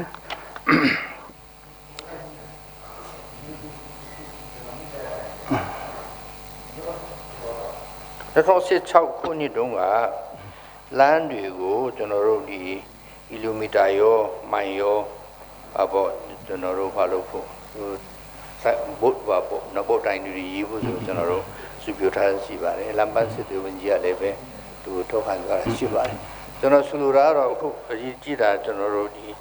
လမ်းတွေအခုကြောက်ခင်းလိုက်ကတိခင်းတဲ့လမ်းလုံးမယ်ဆိုပြီးကျွန်တော်တို့မှထပ်လာမြို့နေဆိုရင်ကီလိုမီတာဘလောက်နဲ့ဘလောက်ထိဘလောက်ထိဒါရေးပါတဲ့ခါကျတော့ဘေရွာနာမှလည်းမသိဘေနီယာဘေချောင်းမနာမှလည်းမသိအဲ့လိုဖြစ်တဲ့ခါကျတော့ဘလို့မှစစ်စစ်လို့မရဘူးအခုကျွန်တော်တို့ဒီချိပင်းနဲ့ဆိုရဲပေါ့ကျေးဇူးဆောင်နော်ကျွန်တော်ချင်းဒီတန်လာမင်းနဲ့မှဆွေးနွေးတော့ဒီခင်းတယ်ရရှိပါတယ်အဲ့တော့ဒါတွေကိုကျွန်တော်ကြည့်တဲ့ခါကျွန်တော်လုံးဝကိုမရှင်းတော့ဘူးလေ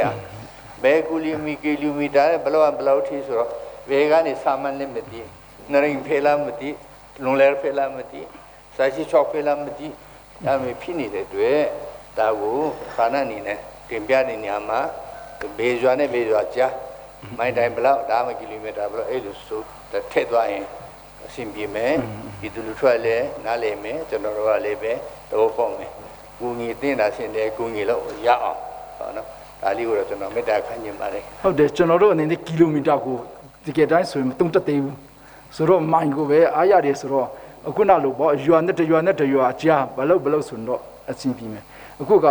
အဲ့ဒီလမ်းမကြီးတစ်ရှုပ်ကိုကီလိုမီတာနဲ့ဆိုတော့ကျွန်တော်တို့တပေါင်းမပေါ်အဲ့ဒါလေးမှန်ပါတယ်အဲ့ဒါလေးကတော့နော်ပြန်လေတုံတက်ပြတော့ပြည်သူအလုံးတပေါပေါအောင်လွှတ်တော်ကိုယ်စားလှယ်ကြီးရောအလုံးတပေါပေါအောင်တော့လုံးဟာပဲဖြစ်မယ်နော်အဲ့လိုစင်ပြည်နယ်လွှတ်တော်ကိုယ်စားလှယ်များခင်ဗျာ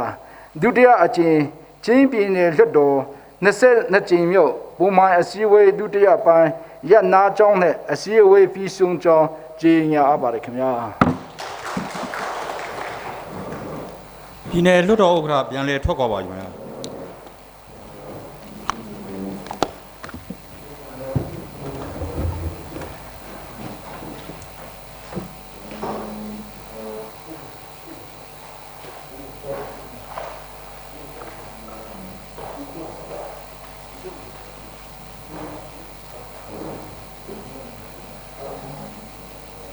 အားလုံးပြန်လည်ထွက်ခွာနိုင်ပါပြီခင်ဗျာ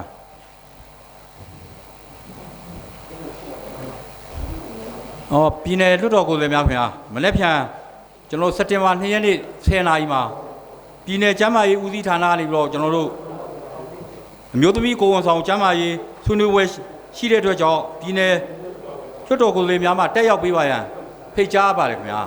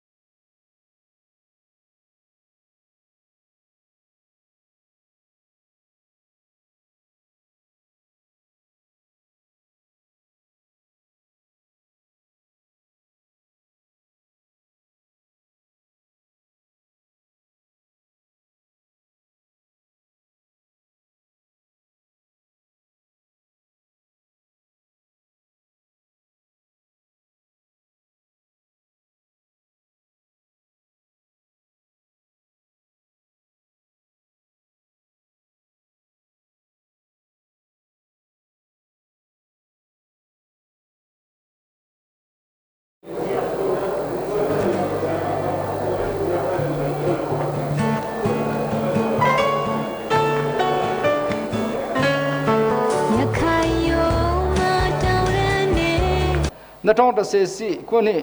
ဧပြီလမှစက်တင်ဘာလ6လအတွင်းဗန္ဒာငွေရ3စရင် စစ်ဆေးတွေ့ရှိချက်အစီရင်ခံစာကိုတင်သွင်းရန်ပြည်내စည်းစိချုပ်အားစီမီပေါ်သို့ဖိတ်ခေါ်ပါတယ်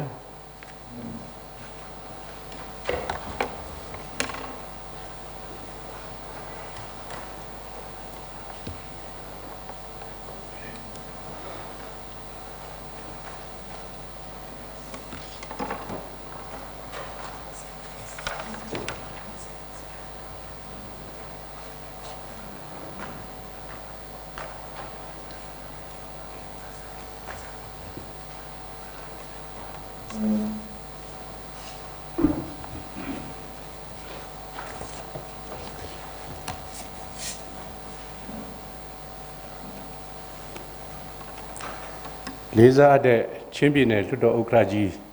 ဒုတိယဥက္ကဋ္ဌချင်းပြည်နယ်လွှတ်တော်ကိုယ်စားလှယ်များ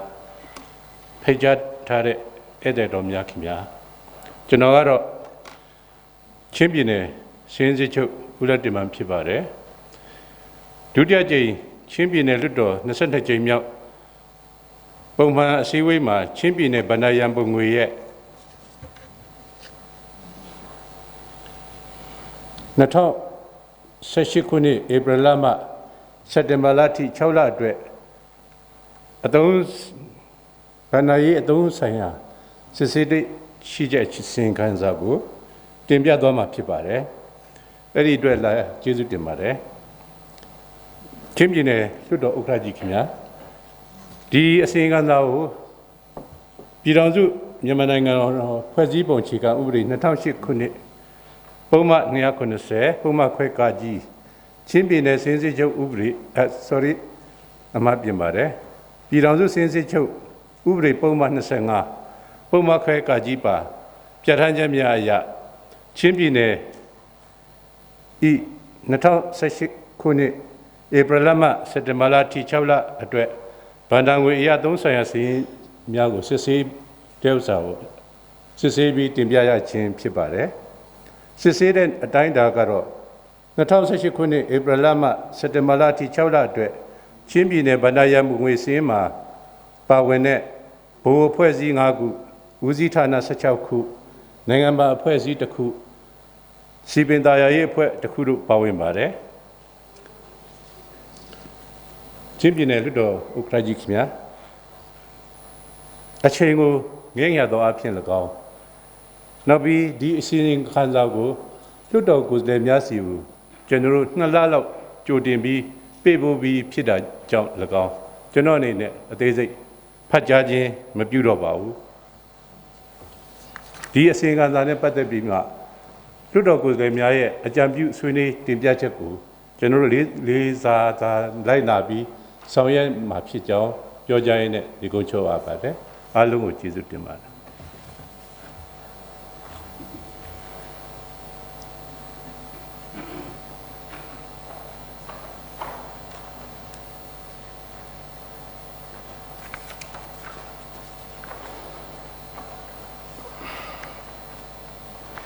ပြည်내လွှတ်တော်ကိုယ်စားလှယ်များခင်ဗျာပြည်내စည်းစိ6မှတင်သွင်းသော2014ခုနှစ်ဧပြီလမှစက်တင်ဘာလ6လအတွက်ဗန္ဒာငွေရသုံးစည်းစစ်ဆေးတွေ့ရှိချက်အစိုးရအစီအခံစာနဲ့ဆက်လင်း၍ဆွေးနွေးလိုသည့်ပြည်내လွှတ်တော်ကိုယ်စားလှယ်များစီပါက2020ခုနှစ်စက်တင်ဘာလ1ရက်နေ့လေတနာရီအချိန်နှုတ်ဆုံးထား၍ဆွေးနွေးလိုသည့်အချက်နဲ့အမေစည်းကိုလွတ်တော်ရုံးဝန်ထမ်းအကြီးမှုထံပြည်သွင်းရန်ဖြစ်ပါတယ်ပြည်내လွတ်တော်ကိုယ်စားလှယ်များခင်ဗျာချင်းပြည်내လွတ်တော်ကြီးရာကော်မတီအဖွဲ့များဖြစ်သောပြည်သူ့ငွေစည်းအဖွဲ့တဘဝပါဝင်ကျင်ထင်းတင်းရေးစိုက်ပျိုးရေးလမ်းပန်းဆက်တွေရေးနဲ့ဆွေးအင်းဆိုင်ရာအဖွဲ့ပညာရေးနဲ့ကျန်းမာရေးအဖွဲ့များ၏အစီရင်ခံစာများအားတင်သွင်းခြင်းအစီအစဉ်ဖြစ်ပါတယ်၎င်းတင်သွင်းရန်လွှတ်တော်ကိုယ်စားလှယ်ဦးပင်မင်းအားဖိတ်ခေါ်ပါတယ်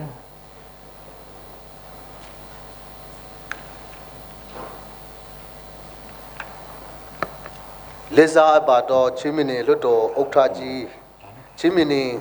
လွတ်တော်ကိုယ်စားလှယ်များချင်းမင်းဆွေးအဖွဲ့ဝင်းကျုံနှင့်ဝန်ကြီးများဌာနဆိုင်ရာတာဝန်ရှိပုဂ္ဂိုလ်များကိုစိတ်နှပြကျမ်းမာချမ်းသာပါစေကြောင်း ရှေးဦးစွာမင်္ဂလာပါလို့နှုတ်ခွန်းဆက်တာအပ်ပါတယ်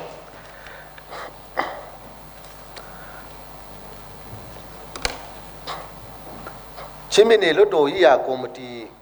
အဖွဲ့များဖြစ်သောပြည်သူ့ငွေစင်းအဖွဲ့တဘာဝပတ်ဝန်းကျင်ထိန်းသိမ်းရေးစိုက်ပျိုးရေးလမ်းပန်းဆက်သွယ်ရေးနှင့်စွမ်းရည်ဆိုင်ရာအဖွဲ့ပညာရေးဆိုင်ရာအဖွဲ့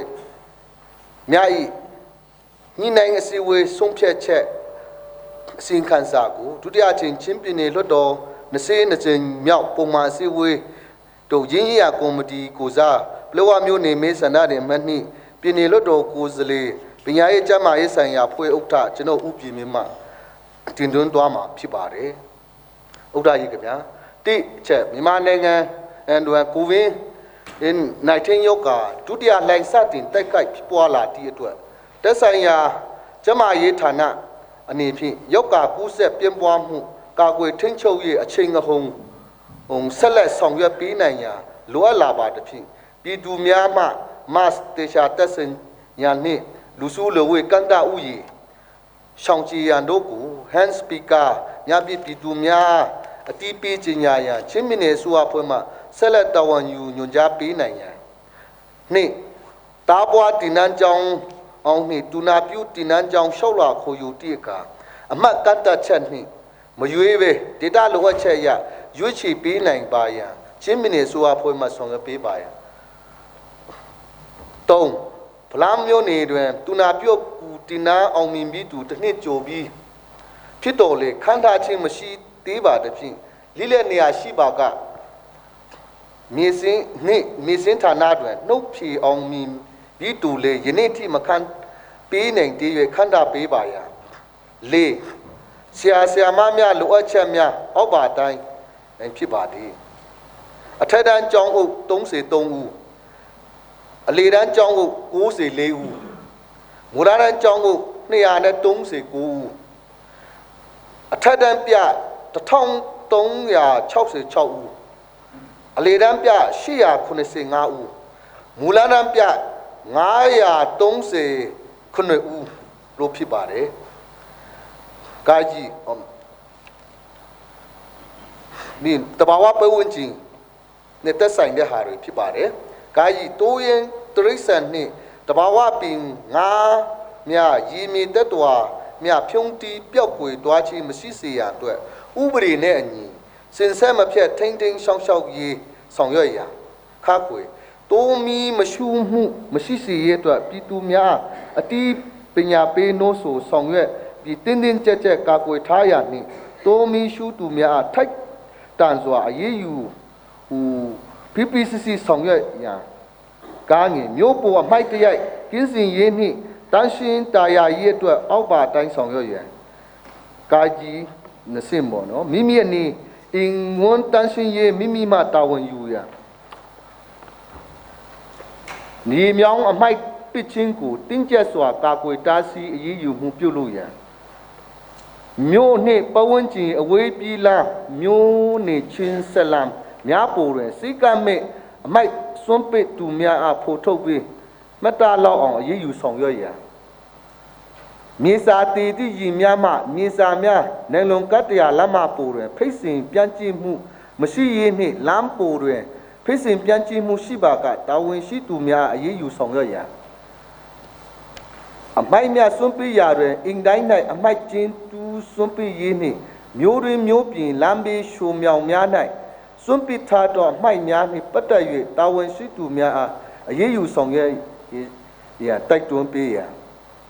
စကိုင်းတိုင်းနှင့်တွန်းစာမျိုးနေနမိတ်ပတ်ဝန်းကျင်ရှိတောင်သူများအတွက်လေယာမြေလုတ်ပိုင်ခွင့်ပုံစံခုနှစ်ရရှိရေးဆောင်ရွက်ပေးရန်နံပါတ်6လုံငန်းပြောင်းလဲတတ်မှတ်ရေးလွှတ်တော်ကိုယ်စားလှယ်အချို့ကဌာနများအားညှိနှိုင်းခေတိုလေအောက်ပါဖော်ပြပါလုံငန်းများပြောင်းလဲခြင်းမရှိဘဲမူလဆိုဖြူချက်အတိုင်းအတည်ပြုထားကြောင်းတွေ့ရတဲ့ဖြင့်အဆိုပြုလုံငန်းများပြောင်းလဲတတ်မှတ်ရန်လိုအပ်ပါတယ်လွှတ်တော်မှာတင်ပြတော့လုံငန်းပြောင်းစည်းများမှာပြောင်းလဲခြင်းမပြုတော့လုံငန်းများတည်တင်မျိုးနေတုံစုံရွာမှအလန်းရွာ3မိုင်လမ်းတာချီလုံငန်းဒီတမိုင်တာကြာနေပါတဖြင့်ပူသွားတော့တမိုင်ငါဘောရွာမှထ ထာမောကြီးဝါကြာတမိုင်နဲ့နှစ်ဖာလုံးမှာပေါင်းပေးရန်တမိုင်နှစ်ဖာလုံးတာချီပေးရန်ကျေးလက်လမ်းဦးစီးကျေးလက်လမ်းဖွံ့ဖြိုးဦးစီးဌာနဖြစ်ပါတယ်နေ့ဒီတိမ်ပိန်ပီလန်ထာမောတမိုင်နဲ့နှစ်ဖာလုံးအစားငါလ်ဘောပွန်ပီတာချီတမိုင်နဲ့နှစ်ဖာလုံးပြောင်းပေးရန်ကျေးလက်လမ်းဖွံ့ဖြိုးဦးစီးဌာနဖြစ်ပါတယ်သုံးတိတိမ်ဖူနောทางโน้นล่ะนำไมตาชี้ชี้อาซาจัดทัดจัดดามาใส่ซานอยู่อาจารย์นำไมล้านตาชี้เปียงเนี่ยที่เลยล้างอุสิฐานะพิบาร์ตัวนั้นบาลปีตุยมังจีว่าจะมีล้านเสตงแมงอาซาฮันกายอยู่เสซีอยู่ตันนอนอยู่อาจารย์สิงหาใหม่เลี้ยพาลงมาเสตงแมงมิตาลานติสาธุปียนาตาละลงงามที่บาร์ในต้นสังจีข้าส่งหัวลาตรงใหม่อาซาถนนอยู่เซซีอยู่จ้าตรงใหม่มิตาลานติพ่อเลยนาตาละลงงามที่บาร์เปล่าวะซีโอวะป้องโมวายุงใช้กี่ลานตรงปีมา10 ปีลานติพ่อโลจิงงามใหม่ตันเดียเจที่ได้ลางพุ่มโยอุสิฐานะที่บาร์ทันตะลาเจพันข้าขบงกาจีจาสุยช่องกูคงเกรตดาเลสีปีเดซินซาฮาริพีจองเทียจาไพปีช่องกูตดาซาโลเบียนาตาละที่บาร์อาลงกูเจสุติบาร์ปีนี้เลือดออกเลยมีอะไรเนี่ยเลือดออกเลยอุปนิมาตินตุนโตโอมาที่ตุ้มคุยสิ่งขันสันปัตเตบิโรเตสัญญาสุยาพูดสิวมีอันนี้เนี่ยยันนี่บ้านชิมหาเป็นเลยสิ่งหนึ่งอย่างที่บาร์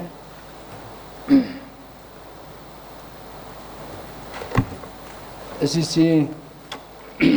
เสรีปีนี้เลือดออกเลยมีอะไรเนี่ยดูที่อาจารย์ปีนี้เลือดออกในเส้นจีมิวผมมาอาศัยไว้ปฐมปานยันนาจงเนี่ยอาศัยไว้ดูที่ปาน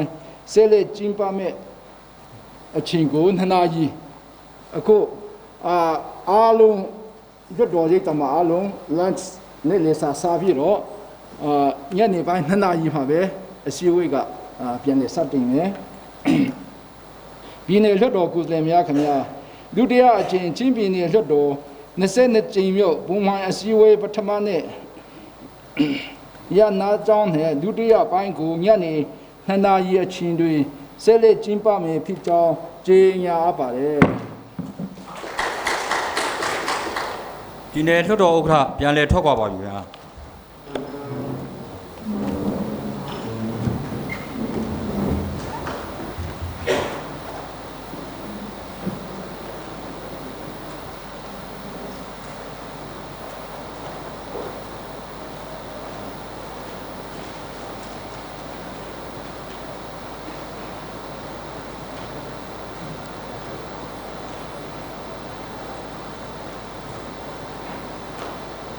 အားလုံးထွက်ခွာနိုင်ပါပြီခင်ဗျာ